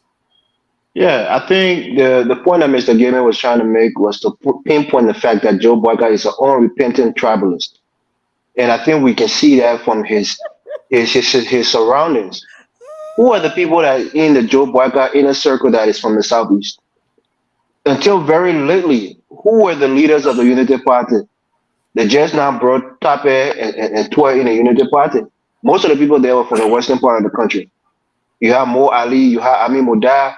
You had the Keseli, the Jacob Akoli, you have Boakai's son. Those are all the people that were surrounding him. They're not Southeasterners. Boakai went to Lofa County and was thanking the church for them, thwarting the Muslim expansion in that region. He's a deacon from Alpha Baptist. My family knows Joseph Boakai very well. His children and my auntie and uncle grew up together in Painesville there. So we know who Joseph Boakai is. Bromsky said it about him. He's a tribalist. Costa said it about him. He's a tribalist. I think I have my own suspicions on why Joseph Boakai is not going to the Southeast. It might be a traditional thing. In a traditional sense, he's the Tanum Koli. If you know what that means, you know what it means. And we know what happened during the war. So I have my own suspicions. But when Mohammed Sharif said that George Bode is a hero to the Crown people, is laughable, he's not. George Bode claim to fame in Grand Judea was because he was one of the youngest people that got a PhD. After he had been sponsored by a quote-unquote Conga family, went to the United States, got a PhD, went back to his district. If you understand anything about Grand Judea, you understand the people from Chien, or the people from Bison, the people from Konobo, you know the differences that they have. George Bode is from Konobo district. He's only won one representative seat. He ran for senator. I don't know how many times. They never give it to him. They give it to somebody who was actually somewhat of a liberator from the people of Grand Judea, which is Thomas Yaya Nimle. They just elected him senator. They gave the superintendent position to Kai Fale, who fought for Model and helped liberate, Grand Judea from Warren Charleston and his group. So George Bode went to the southeast in places like River G, or what is now River G, places like Sino, and killed the Gribble and the Crew people. For what reason? He was not defending the people from the southeast. He's not a hero. He's a coward in my estimation. So his claim to fame is just that he was educated and he was one of the first people that got his doctorate from that region. He didn't fight Charleston to take over Grand Judea. Instead, he went and hid in Sano, killed the people in Sano County, and for no good reason, and then went back to his own district and became a representative, and have never moved forward from that. So he's not a hero. But lastly, let me say this: Joseph Boakai is not a man. This nonsense that he's talking about, he's going to build a government of inclusion. Like the people can say, you're nobody, Eve. When has Joseph Boakai been inclusive in any of his dealings? People talk about people who are working for him or from the southeast. Those are just office staff. Those are not people that he has, those are not his brain trust. Even more than tribalistic, he's nepotistic. His family are the people that surrounds him. That's why this little list that went around, his own nephew will be his presidential, minister of presidential affairs, which will be the gateway to Boakai. So it's going to be run like a mafia syndicate, where you got to talk to, Kabakoli. If you want to do any deal, you go through him, and then the old man will get a go ahead, and then you can do some corruption and have, some level a plausible deniability. I'm coming back to this point, even though I wanted to be more civil in my conversation on this platform. But the reality is, Joseph Boakai is a tribalist, plain blank period. And the thing that people like Mr. Kamara and other people from the Unity Party keep trying to pinpoint is that the people in the Southeast, they're tribalists, they only vote for the Sun, they won't vote for people from other places. Not true. People voted for Ellen Johnson Sirleaf in mass during the time Ellen Johnson was running for president against President Weah. He barely won the Southeast. He didn't dominate the Southeast. The place he really won was Guernsey. But other places, Ellen was very competitive. She 30% of the vote, and some odd percent. She's not from the Southeast. She's from Morning County, as far as we know. So Joseph Boakai has disrespected the people from the Southeast. He's continuing to play hard line with them, and that's why somebody like me can't support Boakai, because I know who he is. Thank you. You know, not only is he defective when it comes to his age and his constitution, but he's also a deep and unrepentant tribalist. Thank you, Evans. I gave you a meaning. It was yes. You know, all the kind of flap and nice statement. Like, I will not delve into that thing Evans saying. Weah was Secretary General. Where is he from? He's from the Southeast. You had Weah is from Nima County. He's not from the Southeast. Hold on now. He's from Nima. He's making a wrong statement. He's from Nima. Give the mentions. Hold on for me now. You have Eugene Nangwe. Ali, you are protected. Please give me chance. Mr. Gongolo, correction. Mr. Gongolo, please hold on. You have Eugene Nangwe, Secretary General. Where is he from? From the party. He worked there. All right. But I know on Ellen Johnson Sirleaf, not on a Boakai Unity Party. Even that right. George Weah, where are those people from? Where is the speaker from? The chairman of the CDC is from Lofa County. The secretary is from Lofa County. The person called is from Lofa. Molu is from Lofa. Say that. The speaker was elected by his people. The speaker was elected by the people. He's not part of the it is very simple. It is very disgraceful when somebody puts it up like a traveler and they support Georgia. But after this is what I wanted to say. Can I speak? No, I was.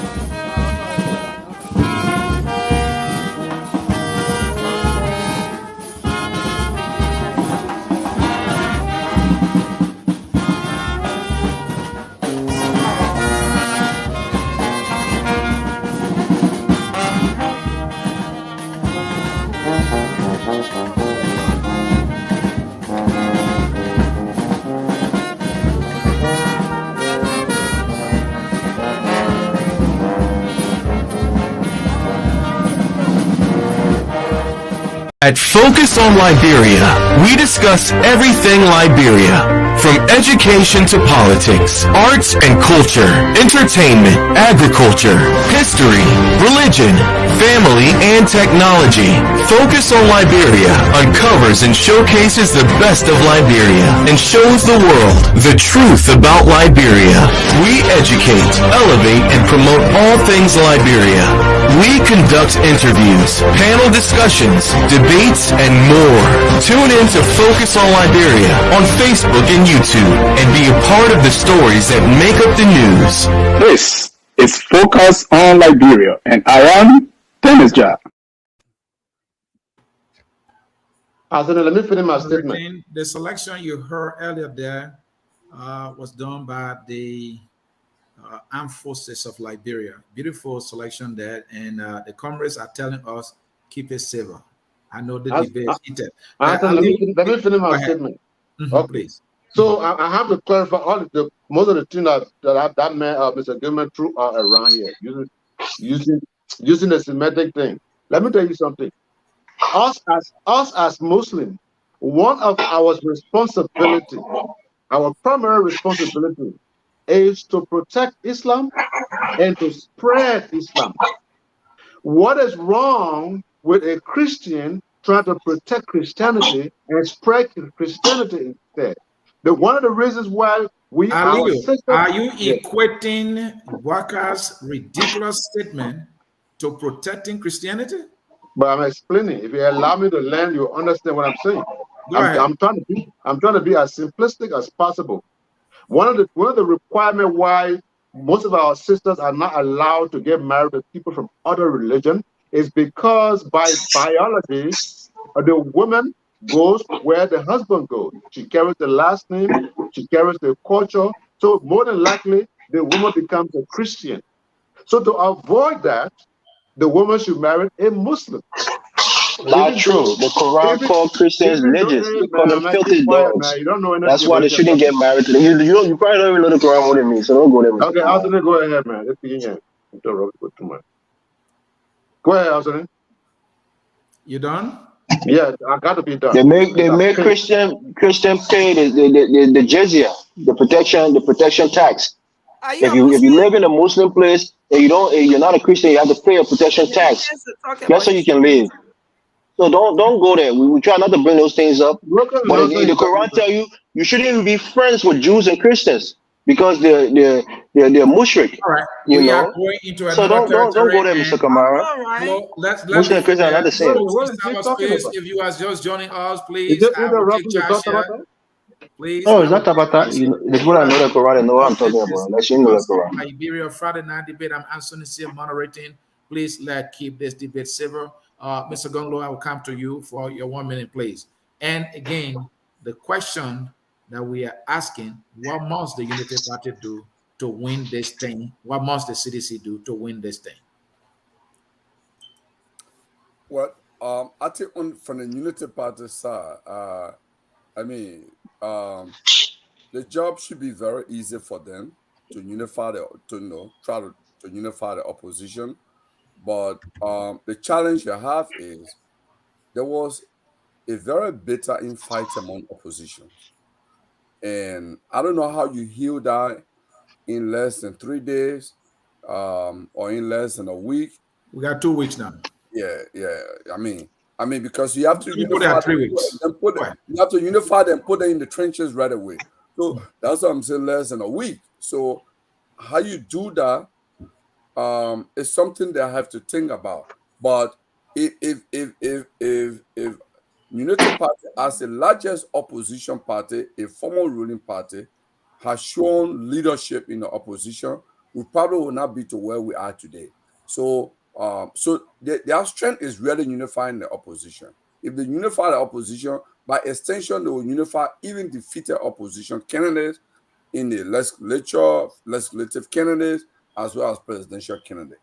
But I don't see how they're going to do that. It's not impossible. It's doable. But I think it is a Herculean task, which I believe convincingly that Joseph Boakai does not have that capacity. You would need help from maybe religious community that are allowed to the opposition to help him do that. Because I think he hurt some of the opposition leaders very deeply, that those wounds may not necessarily be healed easily. Like if you listen to Spoon Network, which is the official mouthpiece of the Boakai campaign, what they say about other opposition members, I think it also makes conversation with Unity Party a little difficult. But I will leave that. I will leave it there. So since I have just 1 minute, for the CDC, they have a very difficult task because they are the ruling party. The rest of the other people were against them. So now they have that responsibility to go and say, hey, we get it. We're not doing some things right. We acknowledge what you said to us during the campaign. But here is what we are ready to do. We are ready to listen to you. What are your ideas? I think we can have a new government emerging out of this process. Here is what we are ready to do. I think that's the only thing they can do, to go and probably give assurance and acknowledge the fact that the criticism made of them were general criticism, and they are ready to learn from their mistakes. They are ready to start afresh in January 2024 if the opposition join them, or defeated opposition members join them. I think that's the only message you can do. They have the logistics. Logistics may not be the question for them. Finance may not be the question for them. What will be the question is the messaging. And the challenge you have is the rest of the 19 candidates were running against them. And those that didn't win, they are more open to Boakai than they are open to CDC. But Thank you. Has that tax. But thank you. I think Mr. Gonglo, add it quickly.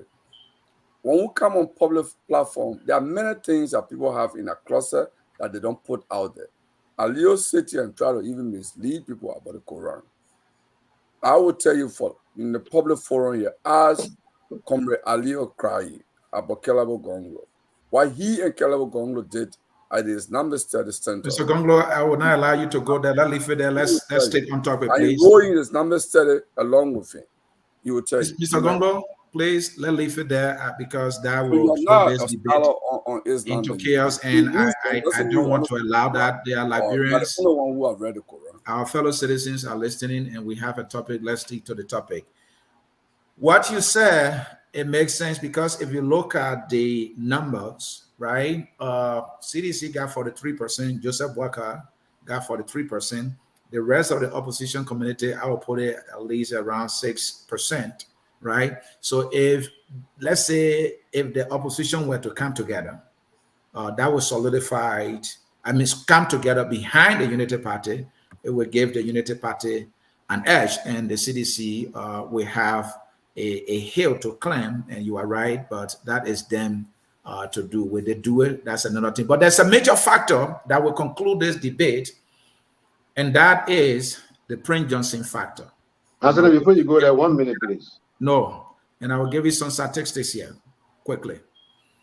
In 2005, when Prince Johnson ran as president, I think he did not win.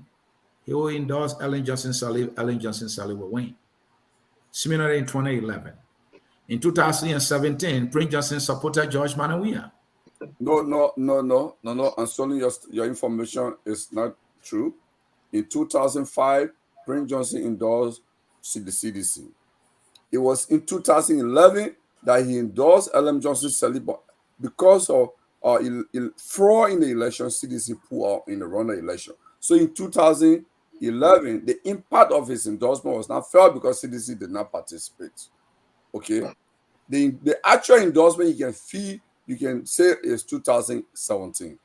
So 2017 and thank you. 2005 was with CDC, and 2017 was with CDC. 2 times he endorsed CDC. Thank you. So in one of the runoffs during Ellen's term, he supported Ellen Johnson Sirleaf, and Ellen Johnson Sirleaf will win. And we can also say he supported George Weah in 2017 in the runoff. George Weah will win. So 2 times now, Prince Johnson helped to decide who will become president of Liberia. Prince Johnson now is supporting Joseph Boakai.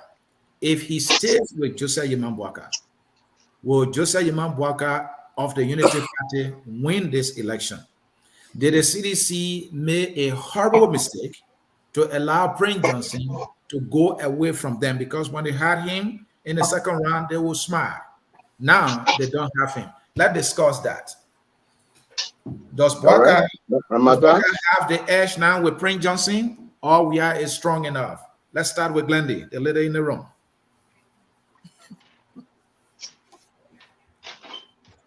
I think they made a mistake, though. I mean, sometimes, history, you have to look at precedents. And when you're looking at precedents and you're seeing that Prince Johnson, I mean, take it or leave it, he's a formidable person.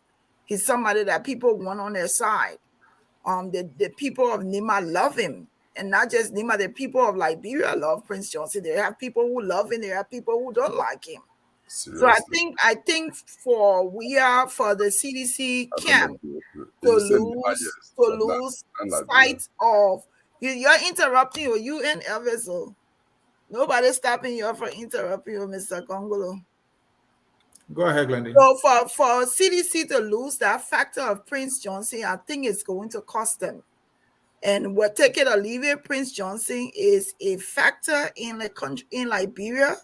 He's a factor in the elections, whether we want to accept that or not. He's a huge factor. And I think it's a plus for the Boakai camp to have Prince Johnson on their side. So maybe that's why he doesn't Boakai. So, Mr. Congress, I would just let that one slide with you. But I think they lost their chance on the Prince Johnson, letting him leave their camp. I think it was a mistake for them. Thank you. Mr. Gimman. Go ahead. The guy who was the manager wine for your side in 2017 is no longer on your side.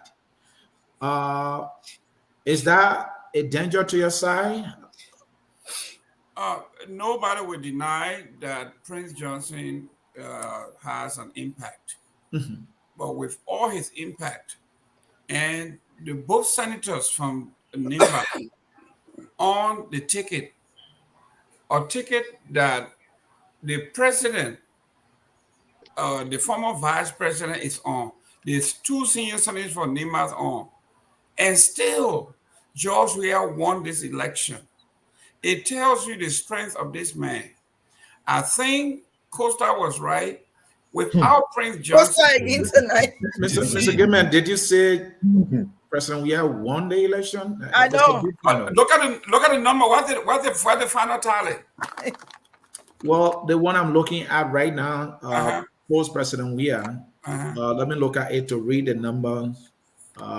So President Weah is at 803,000 for the 3.8%, and Joseph Boakai 796,000. Thank you. Did they declare him winner? Listen, man. So he got a little more votes now. Thank you very much, man. Thank you very much. This is what we were talking about. The Constitution speaks of 50 plus 1. You not answer that question. Glendy, protect the man, please. Go ahead. If President Weah could withstand Prince Johnson and Jeremiah Kuhn and Joseph Boakai on the same ticket in Nimba County, and President Weah put up a firewall. Even Prince Johnson admitted today, he said he cannot believe how George Weah got 52,000 votes in Nimba. That tells you the strength and the popularity of this man. If George Weah wanted an easy way out, he would have kept Prince Johnson. But he said to the international community, and Prince Johnson admitted, since the election of George Weah has kept him at arm's length because the president did not want to have him anywhere near the executive mansion or seen with him taking photographs, nothing that the international community would like to see. So President Weah had done an exceptional job in maneuvering and putting on the firewalls. This is what election is all about. Put up firewalls in your opposition territory and in Jaron, you are saying that Prince Johnson has done all that he has in his arsenal, and then Joshua was still standing, and there's nothing more he can do? Listen, like I just told you, the margin, and everybody here will agree, is now boils down to the ground game. Who brings out their people the most? The margin is so small at the top that if you pay attention to the 26,000 votes and you lose sight of your base, you will lose. You have to bring out those folks who voted for you in that number. If you slip, okay, let's say in Nimba, Joseph Boakai and Prince Johnson brought us 60% about the vote. If it goes below 60%, it's a danger. Yeah, it's actually 59.5%. There you go. And then when you juxtapose that to to where 1 minute or 2 or 5 minutes. Okay, thank you, sir. So if you juxtapose that to in the South where the man is winning 80, 79, 76%, you see how the firewall works is to minimize your opposition and maximize your strength. And if that continues, when you talk about simple majority, George Weah is going to win this thing. Okay. Thank you. Ali Kamara, this has come to simple majority now. And we are looking at the Prince Johnson factor. Prince Johnson has done what he needed to do for Joseph Boakai. That was not enough. He may likely do the same. So it may come to a grand game. So don't you think the Prince Johnson factor is irrelevant now as we speak? First of all, Anthony, we're on a big platform. And when certain things come out, you have to clarify that you can't get brushed over it while people are trying to act like there's some kind of celebrity on the show. Go ahead. At no time did I mention the Holy Quran here and say I was quoting from a surah. Did I? No. So people accuse me of not being a Quranic scholar. Did I claim that? No. In every religion, there are traditions. Unless you haven't lived around Muslim people prefer their daughters to get married to Muslims. That is a fact. That's all I said. And I got bamboozled from all sides, people quoting what Jewish principles say. What I didn't say all that.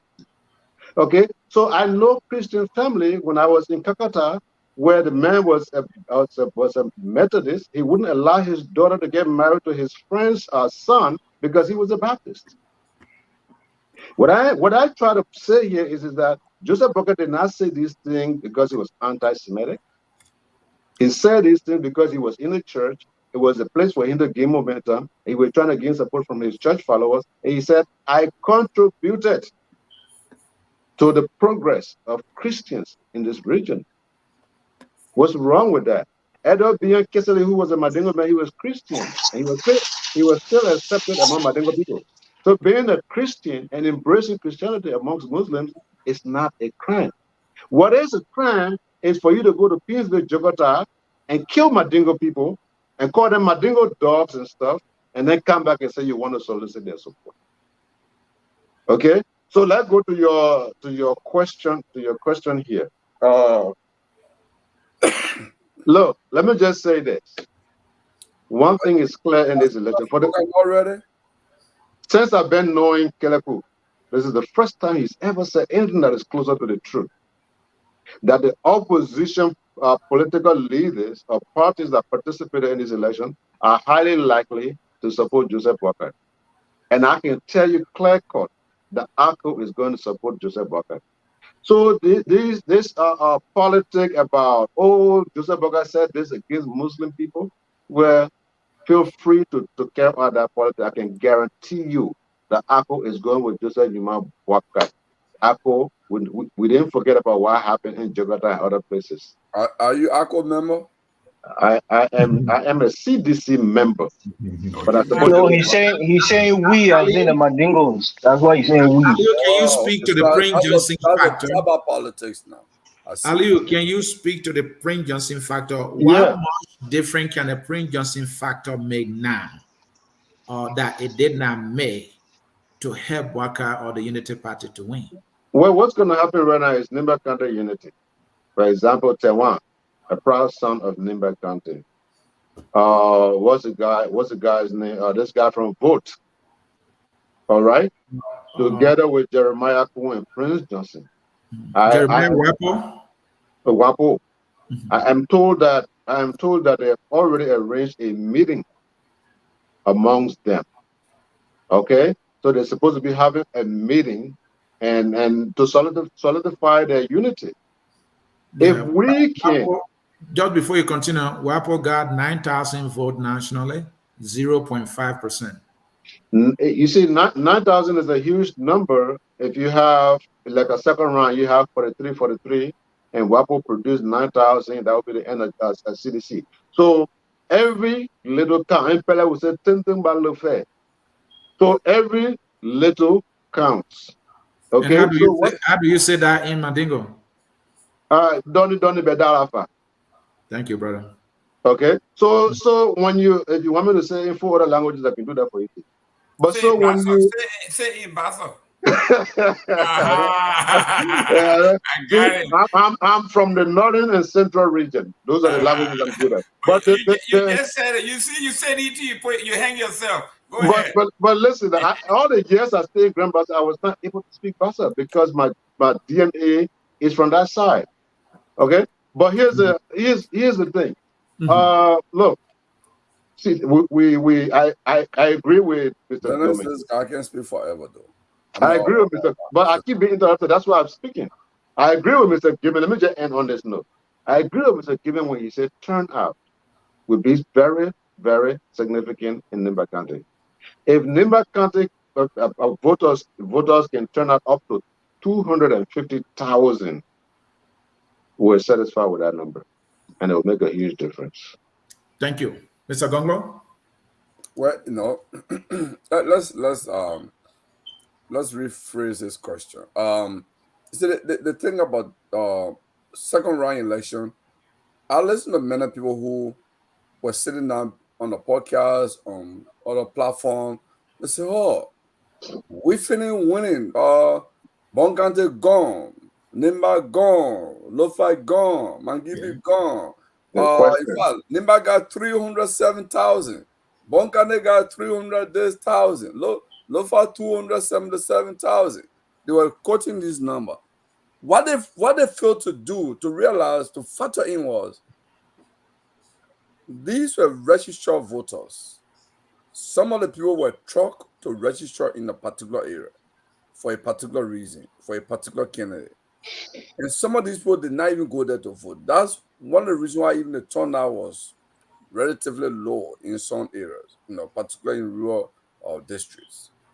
Now, if you factor in even the number of invalid votes, turnout generally in presidential election, at least in Liberia, historically has always been low.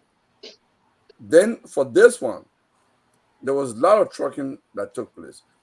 If you factor all these things in, it will be low. This is going to be a tricky election. That whoever will win in the runoff election, the margin might be maybe less than 2,000 votes. Okay, it will not be massive because a lot of people will not vote. And when that margin is very small, my fear is it may operate in favor of the incumbent. You have to have a massive margin in order to benefit. I mean, I can say this based on experience, not, incumbent itself is an advantage. You give some assurances, you give some guarantee, and what have you. So we can be clear on this for now. The Prince Johnson factor, and I just set the record straight. Prince Johnson is, I give it to him. He's a guy who he reads the political tea leaves and he makes his choice on that. Like Evans talked about the $7 million, which I think the government actually made a good decision not to give the $7 million because this is a public fund. It has always been pocketed by legislators, from other countries. There's no real country. If you follow even the history of this in Bonn, when they built a Bonn Community College, if you look at it, how much is spent on Bonn Community College, and you look at the building, you go to Banga, you look at the building, you say, this building, they spend $9 million on there. You're not even believe it, but people pocket it. And that's how the history of that development, the social development fund is in those affected countries. So when the government said, we're not giving it in the manner in which it was demanded, I think was just not proper. Okay. But I will say this. We are in a tricky situation. I will not take to the bank for now and say PYJ cannot even flip on Boakai. I can say this. I know it will sound impossible. Is that part of the question? The question you asked it, man? Yeah, it's part of the question. The PYJ factor. He may flip. He has flipped before, right? Always. Mm-hmm. He usually goes to the highest bidder. Right? Even just for argument's sake. Mm-hmm. If somebody slick behind us, it's okay. Instead of $7 million, we'll give you the $2 million. That's Uncle Sam. So in an unlikely situation, right, Mr. Gunglo, in an unlikely situation, JMB flips on Boakai. CDC GMB. has money Not and GMB, say, look, Mr. Senator, things happen. You've been with us, and the issue was appointment. The issue was the money. We'll give the money this time. Come outside. Would that be a done deal for Boakai or for the CDC? Well, politics, like Evans talked earlier, in election politics, sentiment, optics are very important. One professor said to me before that what appears to be is more important in politics than what ought to be. Okay? So just even the appearance of somebody who got even 0% in an election to just it's a showmanship that you look for, the appearance of it. Okay, so this person got it. But then we have to also be careful because I think the Liberia voters have a little zigzag record on this thing. Because in 2017, 19 senators endorsed Boakai. In fact, he had the biggest endorsement. Yet in the runoff election, he lost. Okay. In fact, in the first round, he got more votes. So how long the man will talk on it? So Mr. Gongo, thank you. it's a little tricky. It's not called dry to say once this person jump here, then that's it. No, because Thank you. you don't know how the voter may react to that. Thank you, Mr. Gongo. If the voter react negatively to that, When I say thank can't you, be then anything. thank you. Mr. Gongo, thank you. And Comrade Sharif, we're talking about the Prince Johnson factor. I think he's susceptible to being to flip. And also, let's look at the endorsement factor in this runoff election. Will any of these make a significant difference for any of the candidates? Yes, it will. But Anthony, if you'll permit me, yes. Since we've gone around certain topics and I've been very patient, just waiting my turn to talk about some of the things that were said. I want to start with something that Elvis responded to, and that's Dr. George Bullitt. So Elvis cannot lecture me about Chin District, Boston District, and all of that. My mom was born there. Okay, so I have friends who do believe that Mr. Bullitt is a hero. Everyone has their hero. Henry Bourma said everybody have their own heroes. The Prince Johnson that we're talking about committed atrocities, but he's considered a hero by certain people. Why is he relevant now? People consider him a hero. So if I say that, I am not dismissing the level of atrocities that were committed. Heck, Charles Taylor is a hero to a lot of Liberians. He won 75% of the votes in that year when he was elected. So he's a hero to some. Is he a hero to me? No. But that's the reality. That's a reality in Liberia. So Elvis, if you don't know that, it's a reality for that matter. It's a reality. And then we come to this whole Christian versus Muslim. I hate this. I hate that Aliyu went to certain places that he does not have authority. I hate that because I went to Catholic school. In the book of Corinthians, it tells you something about who to marry. But I don't want to look at that in the Holy Bible. I want to look at the book of Matthew. When I was hungry, you fed me. When I was naked, you gave me clothes. When I was hungry, you gave me to eat. That's what I want to focus on. I don't want to focus on anything else because that to me is congruent with my belief system. No matter who you are, you can be a Muslim, you can be a Christian. So Jerome, coming to what he said about Boakai, Jerome has a strategy, and that's a very good strategy. If the CDC has that in their back pocket, and they're going to sell that, if they sell that to Mr. Lusuni Kamara's supporters, I mean, who knows how many people are going to buy this? Because they will be remind people. I'm still saying that Joseph Boakai is going to win, but this kind of thing sells. This kind of negative politics sells, especially if they have video to accompany what Joseph Boakai said. So Joseph Boakai needs to stand in front of this now and apologize. At the very least, he needs to apologize. But here's the thing. We have very recalcitrant supporters. We have supporters who have the hubris to say it doesn't matter. Everything matters. If he says that, I don't care if it's 10 years ago. I don't care if it's 15 years ago. If he says that, he needs to apologize like yesterday. I know he's not going to because he may be listening to people like Aliyu, and he's probably not going to apologize, but that's up to him. If he throws this election away because of some stupid stuff like that, I will be tremendously disappointed. Because George Weah can go to the Muslim community as well. George Weah can say to them, look, I have your brothers and sisters in the cabinet. Look, I went to school. I went to Muslim Congress. So I know you guys. I grew up with some of these guys around here. George Weah can say, I have friends, I have roots in this community, and he does have. So this thing is competitive. George Weah has a convincing argument to go to those guys and say, I'm with you. I'm one of you guys. You know, Mohammed Sidi Bey was George Weah's manager when he went to Cameroon to play soccer. George Weah can invoke all of this. So when Gonglo or Gaiman is saying these things, I think that the Unity Party, Boakai supporters should listen, should be very patient and listen with understanding. When I talk about going to the Southeast, you have to listen to this, because all I'm trying to do is to say what needs to be said by party handlers, what they're not saying right now.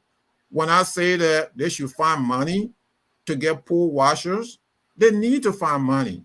Pay them $20 each, $6,000. That's about $120,000. Find money somewhere. I don't care where you get the money. Get the pool washers so that they can wash the pools in all these towns and villages, cities, everywhere. So that's what I think they have to do. Now, George Weah, I just mentioned, he has a convincing case to make. He can't make that case. If he's smart enough, if his people are smart enough, the kind of thing that Mr. Gaiman put out here, this is the kind of thing that he can run with. And, you know, who's better than themselves, because he said it himself, and they have tape on this. So besides that, he can go to them and say all kinds of things and make all kinds of promises. He has the money, right? He can do that. So don't discount any vote, is what I'm telling the Unity Party, Mr. Boakai's supporters, because I do support Mr. Boakai in this round. I do think that he is going to win. But if you're going to throw this thing away, a lot of us will be disappointed in Mr. Boakai. That's a breaking news. Yes. Declaring sad tonight. Yes. I want Mr. Boakai to win. It's not an endorsement, but I want him to win.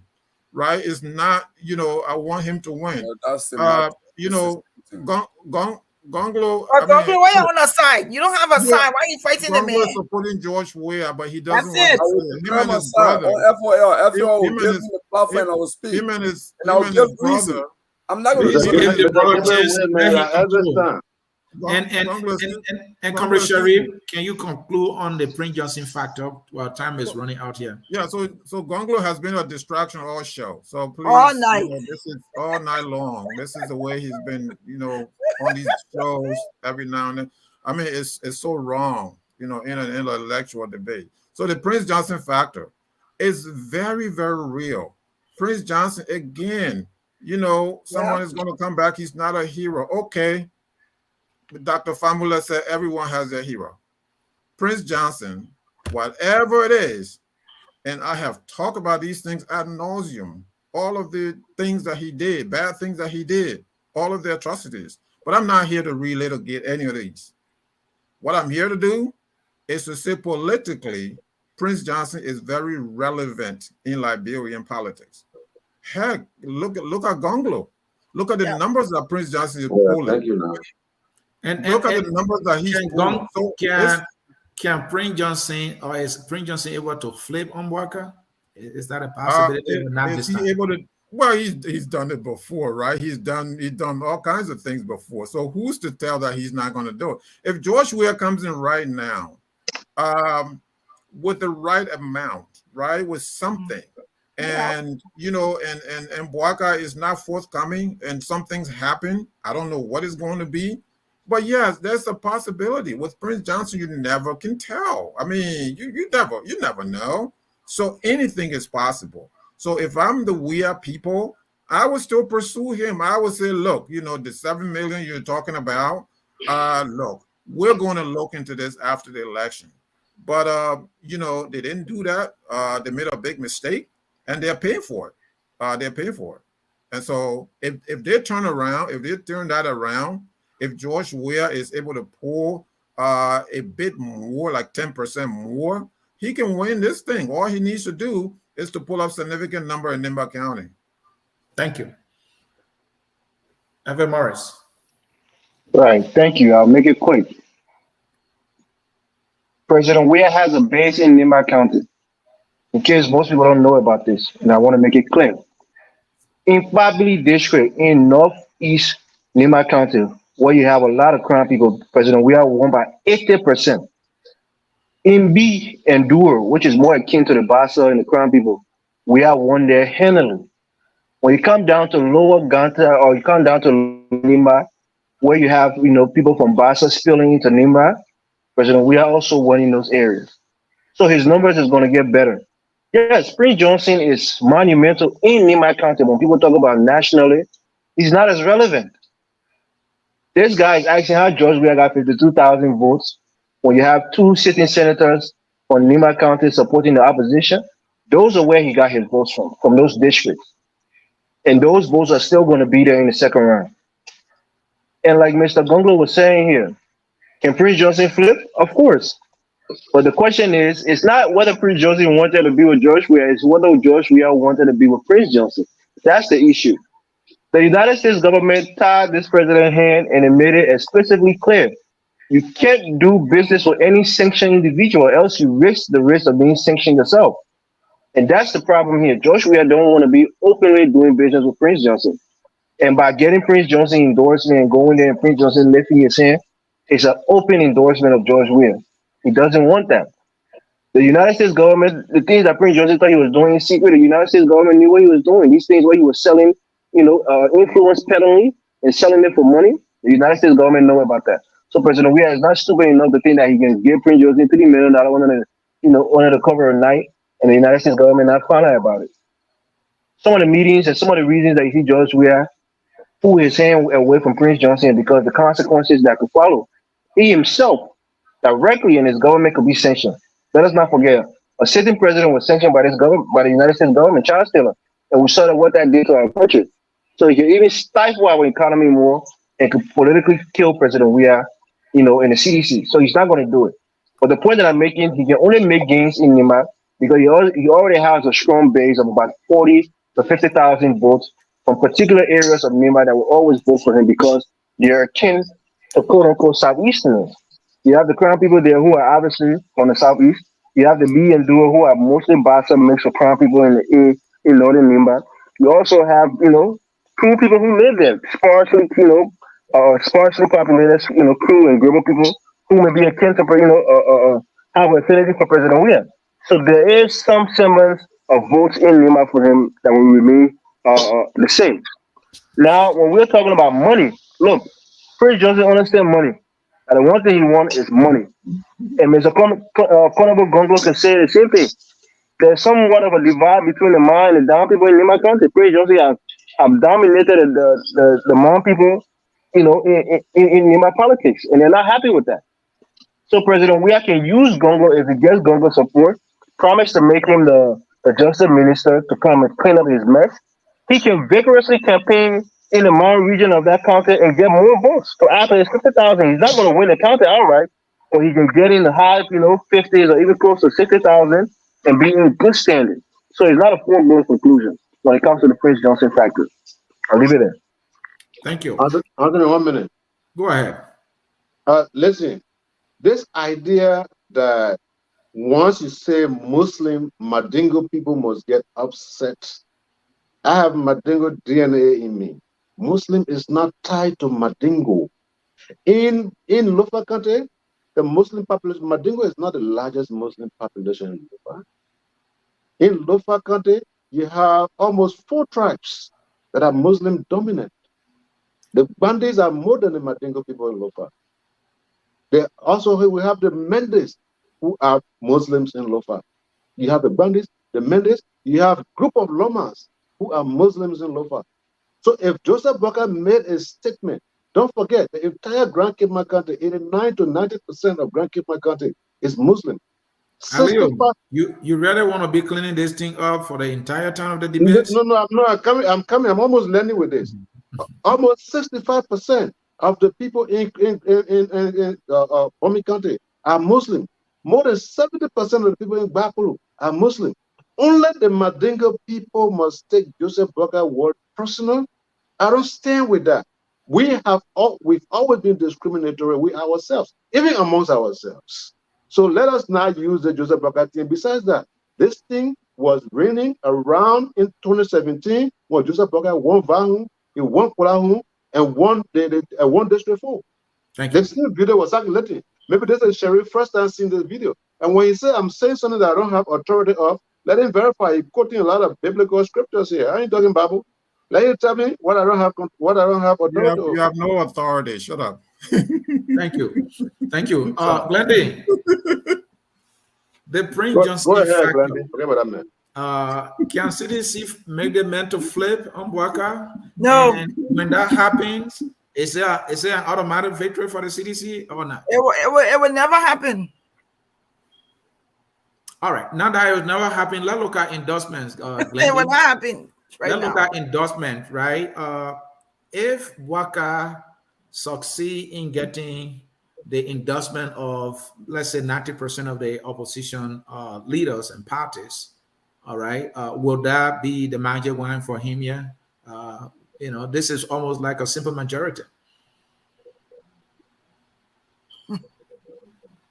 You have a question? Yeah, that's a question. You want me to repeat that? Please.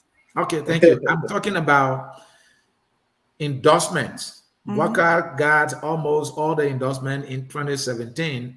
It was not helpful at the time. That was a different time, though. I must admit that, right?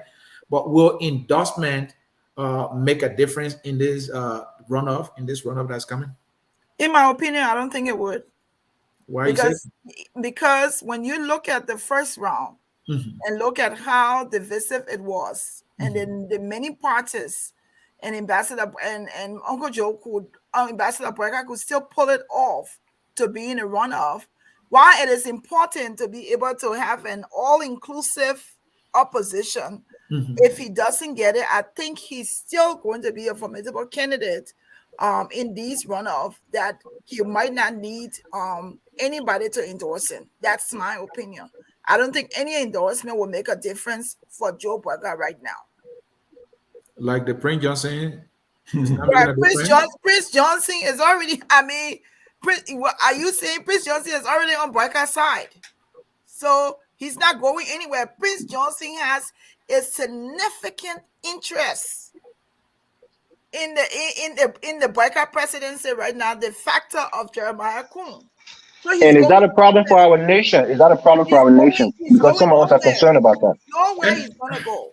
So Glenn, let's talk about the grand game that Mr. Gibman was talking about. The two political parties. CDC, we continue to hear, is more of a grassroots political party. It has resources to its disposal. More than likely will fund every campaign effort in the county. We have a relatively short time. Now, Unity Party will have to go and raise money, right? So who is having the upper hand now with this limited time, resources constraint, and the ground game? Who you think is having the upper hand here, if any? I think Boakai still does.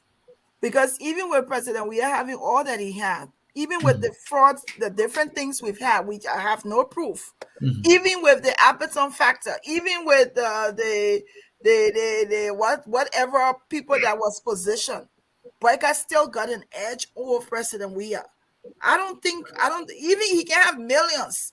I think the people of Liberia have reached the place where they want change, and no matter what Weah have or has currently, it's going to make a difference in what the people want.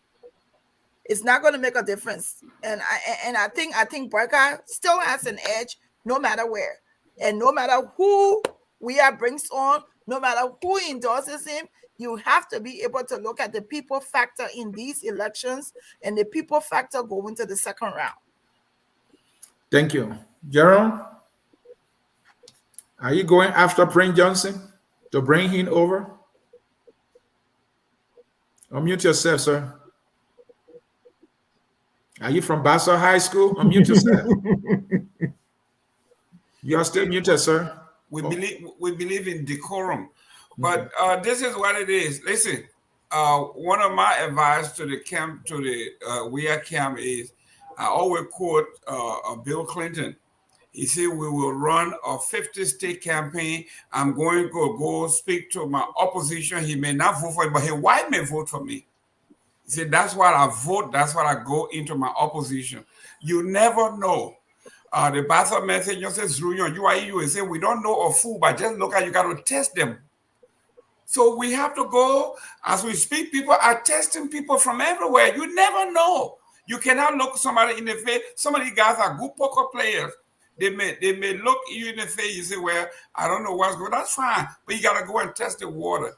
So we, like for example, ACO may go and endorse, let's say, Joseph Boakai. But as you know, like the man said, who is more aligned with ACO than anybody else? George Weah is. George Weah is a student of Muslim Congress. And because of that, Muslim Congress can boast that they have had a president. If Joseph Boakai wins, the Muslim Congress loses a president. Okay? I mean, these are facts. Who wouldn't want their school to have a president? It's a historical fact. So George Weah can go and say these things. George Weah have a long history in that community from Cameroon, who made him and what he has done since he came back. These things cannot be overlooked. So if Kamara comes tomorrow with a 26,000 vote he got nationwide and say, I lost Boakai.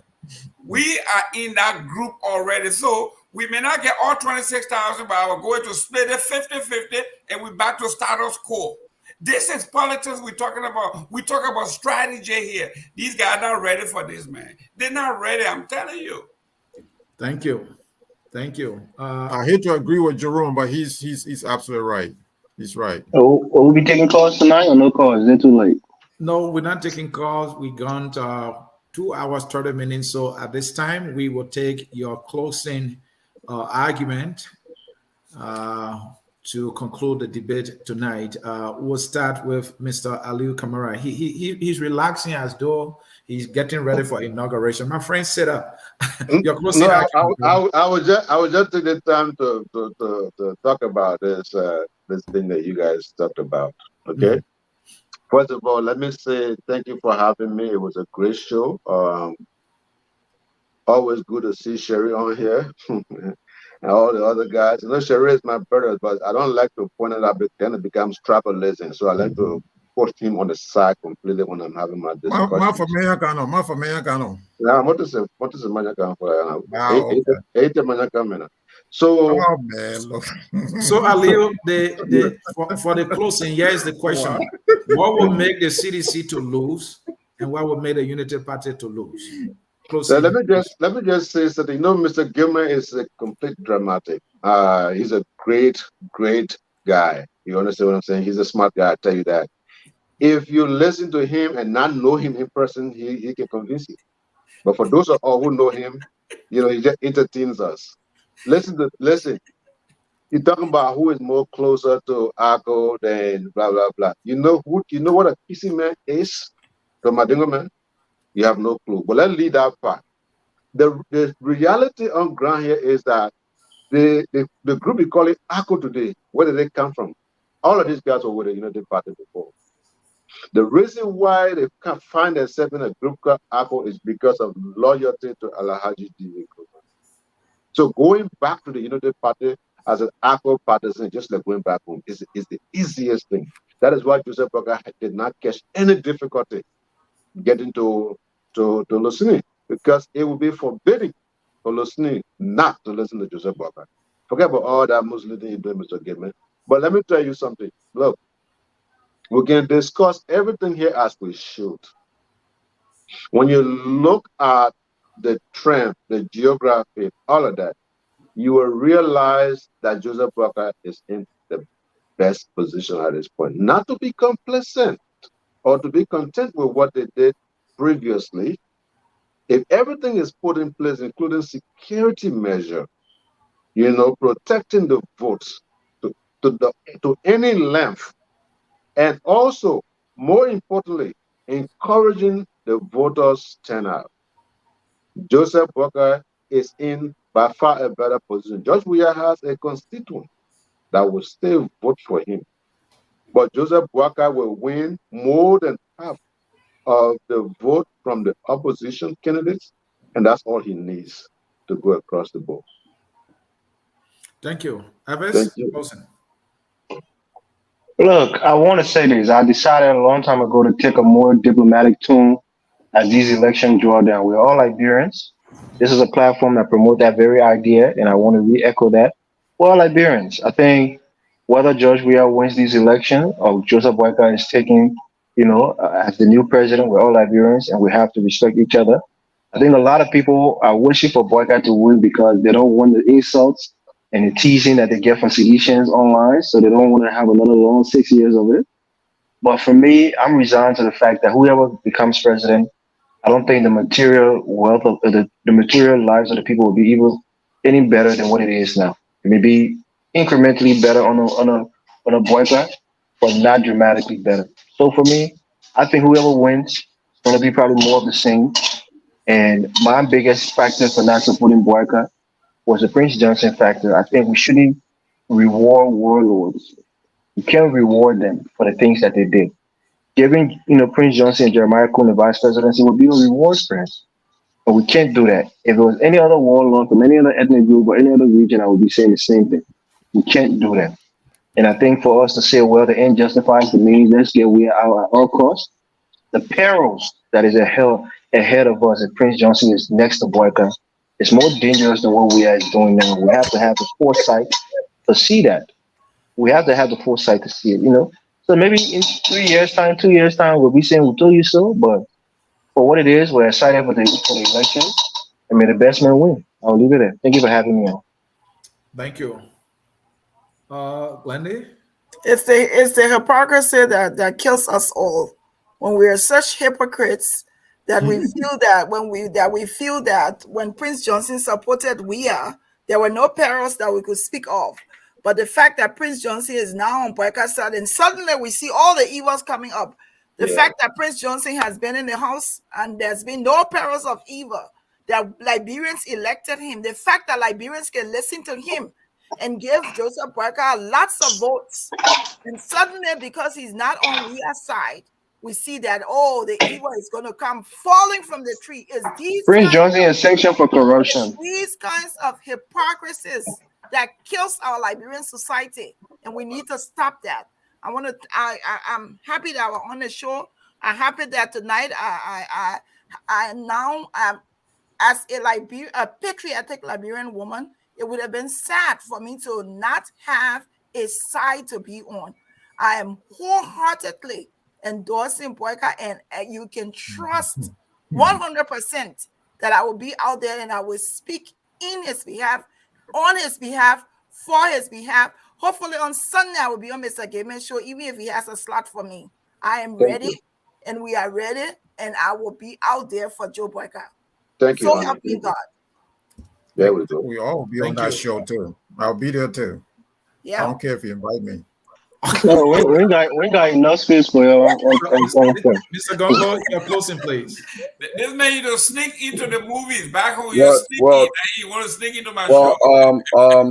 I'd like to thank my colleagues tonight. This has been a stimulating debate or discussion, I should say. But I just want to add a few lines. Tonight it was good also that Glende, Mohammed Sherry came out of that show, even though we suspected that all along. But it's good that they did, which is having the courage. So you are next? I am a very courageous person. I speak my mind, and I will speak. But I would not do it the way Mohammed and Glenda did. I will, if I get ready to endorse, I will actually state my case. Why you are invited to 1 point on Sunday. And I'm actually going to write out and follow a podcast.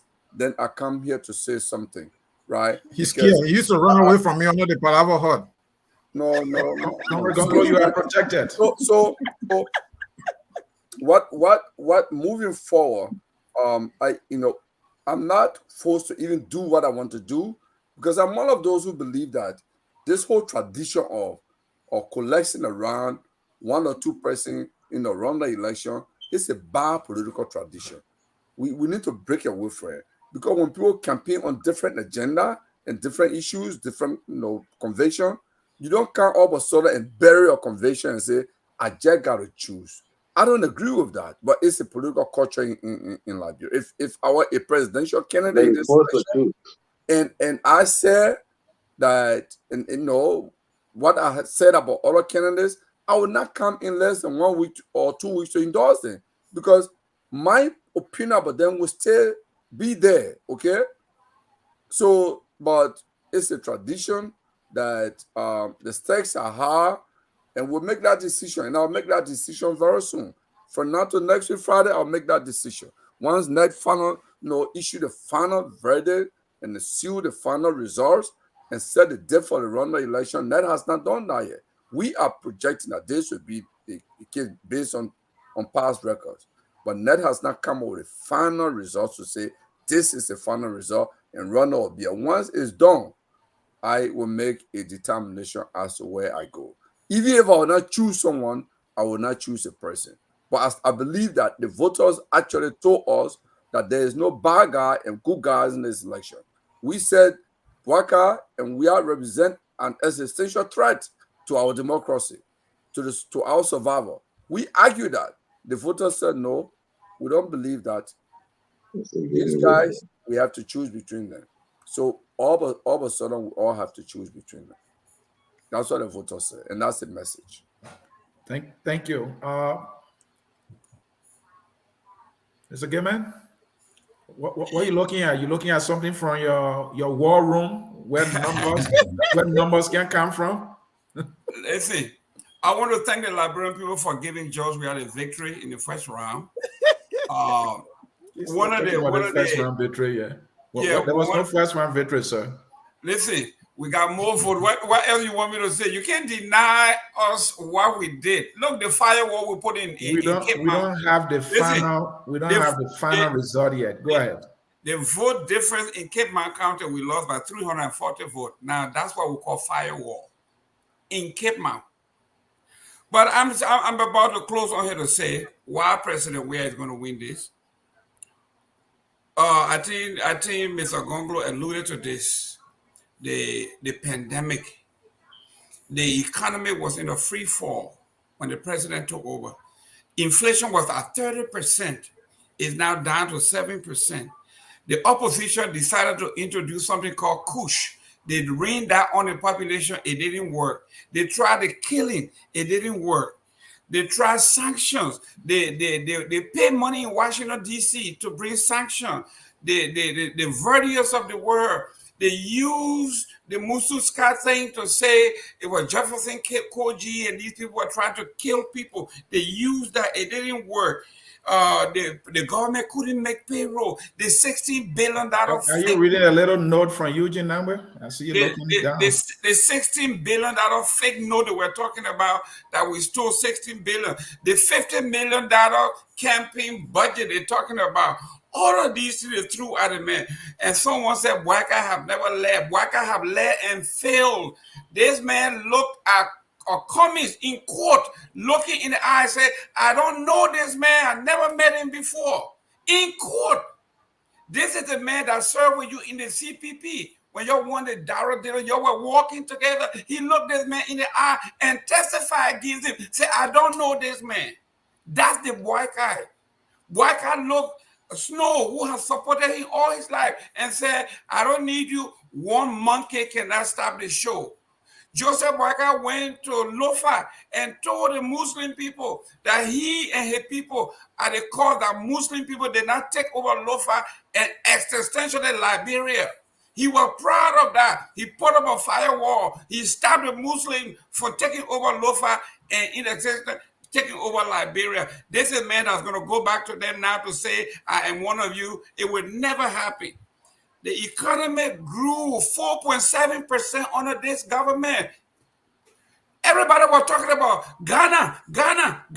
Compare us to Ghana. Ghana inflation rate is at 55% and Ghana filed for bankruptcy.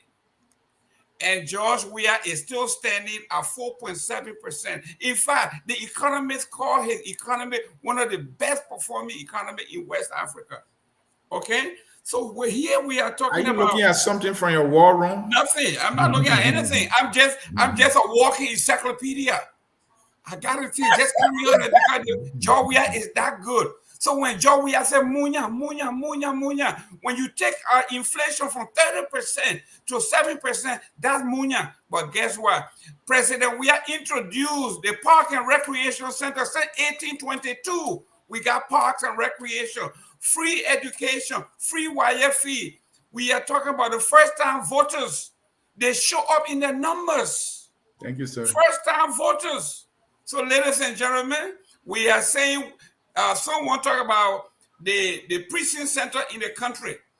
We have a total close to 6,000 precinct center to be manned by 2 persons each precinct. That's about 14,000 employees that did. We are the only one that have poll watcher in every district, all 73. And yet you did not give her a single number from your war room. What number? What number do you want? Please conclude, sir. So here we are. We have our ground game. Our folks, the 14,000 men and women that we deploy all over the country, they have not moved an inch. They are sitting there. We have the largest auxiliary, and they are working. When this thing is done, it's going to be the ground game, man. It's not endorsement. Thank you, The sir. ground game. We are talking about this is hand-to-hand combat here. We are talking about. This is guerrilla warfare. We're not talking about endorsement. We're talking about who can get into the rabbit hole and bring the people out. I think we have that edge, and we're going to win this thing. Thank you. Comrade Sherry, you got a last word tonight on this debate. Yeah, so this is the kind of passion that I want to see the Unity Party people speak with. And the kind of passion that will not, endanger your chances. While being friendly and listening to all the criticism, what Jerome and Elvis have done on this show, is to listen to these criticisms and come back with their own points. I think if they're watching, if the guys that are around Boakai are watching these kinds of shows, I know, a lot of times they don't watch, but they would take something away from it. Anthony Cassidy is watching you. Yes, Anthony Cassidy. I mean, he's an intellectual. I mean, he watches us, I think, religiously. So I commend him for that. So they need to pay attention. They need to pay attention to this kind of thing. So I want to close with something that Elvis said. Elvis said that he's not supporting Boakai because of Boakai's alliance with Prince Johnson. And he doesn't like that. But here's the thing. George Weah's party, George Weah's government is a coalition between the CDC and the National Patriotic Party. The National Patriotic Party came out of the National Patriotic Front of Liberia.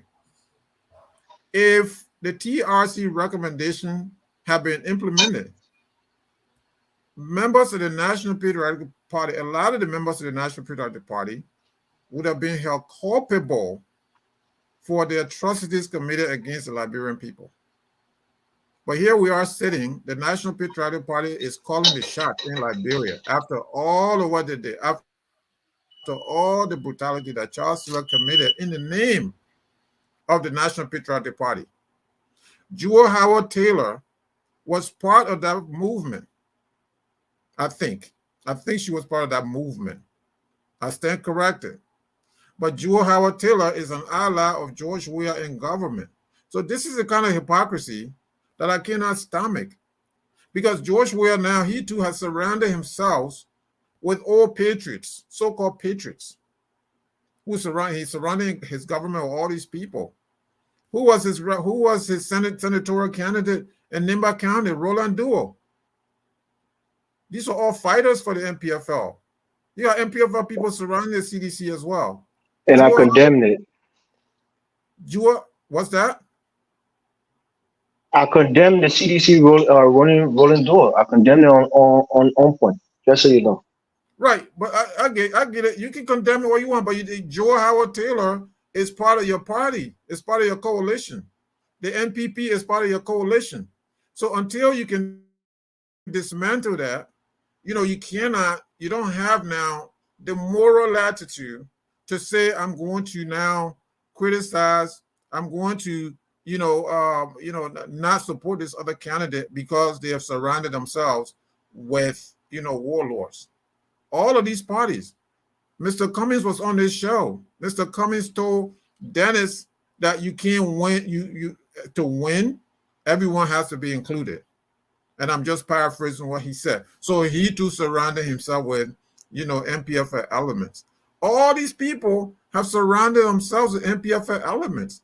The ones who didn't, like the Gonglos of the world, where did that take them? They didn't register much. So this is the kind of country we have. But right now, I'm not relitigating that. I'm just looking at politics and answering your question. If I may interject, that's why you must agree with me that in the second round, no bad guy, no good guy. Just choose your side. Yeah. Choose your side. But you don't want to choose your side. You want to sit around, and see where the breeze is going to blow, on the eve of election, and come on one of these shows and say, oh, I support this person. And then when that person wins, oh, yeah, we were the ones. Mr. Sharif, you remember the LeBron James decision, what he did on ESPN? Now, Mr. Bongo will do it on a decision. You'll make it into a special. So you will do what I did. Okay, all right, okay. I want to conclude with that. You're right. I think that's what he wants to do. He wants to start sitting on the fence, but sooner or later, that fence will break, and then you may fall off that fence. You don't want to fall off that fence. Don't sit on the fence too much. That's it. See this the other way from Mr. Google. See this the other way. We know that more. All right. To our debaters tonight, I want to say thank you to our listeners who stay and share the show. We want to say thank you for watching Focus on Liberia, where we educate, we elevate, and promote all things Liberia. This was another exciting and heated, spirited debate. I'm glad to have been part of it. We look forward to another debate. Liberia decides between Joseph Boakai and George Weah. Glendy is saying she's no longer going to be on the fence. Comrade Mohammed Shari is saying he is also not going to be on the fence. What is said with these people choosing, and somebody said the lesser of two evils? Why would you even choose evil? Why don't you choose the good for Liberia? I need to send me that video. If evils are left in the world, I would choose none, for that is not part of me. I am part of good. There are many good people in Liberia than bad people. If we choose to settle for lesser evil, because majority say lesser evil are better for Liberia, you are not making the best decision for our country. And I'm serious about this. I agree with you. We must stand for what is good always. And always. That is what's going to take us to the promised land. That glorious land of liberty that we all preach cannot come from lesser of two evils. No, it will never. So, Liberians, you have made your decision between two lesser evils. And I can say to you, those are bad choices. I repeat, those are bad choices for our country. And you will see the fruit of it all, just as we see now. Just as we've seen before. We can't continue on this trajectory the crewmen will use a big war. Again, I will not litigate the debate. The debate has ended. I don't want to inject myself in the debate. But there are good people, more good people in Liberia than the bad ones. On that note, the song says we are all Liberians, and that song closes the broadcast as always. Enjoy the song. I see you around. Bye-bye and bye-bye. We are Liberians. Liberia is our home. Liberian people.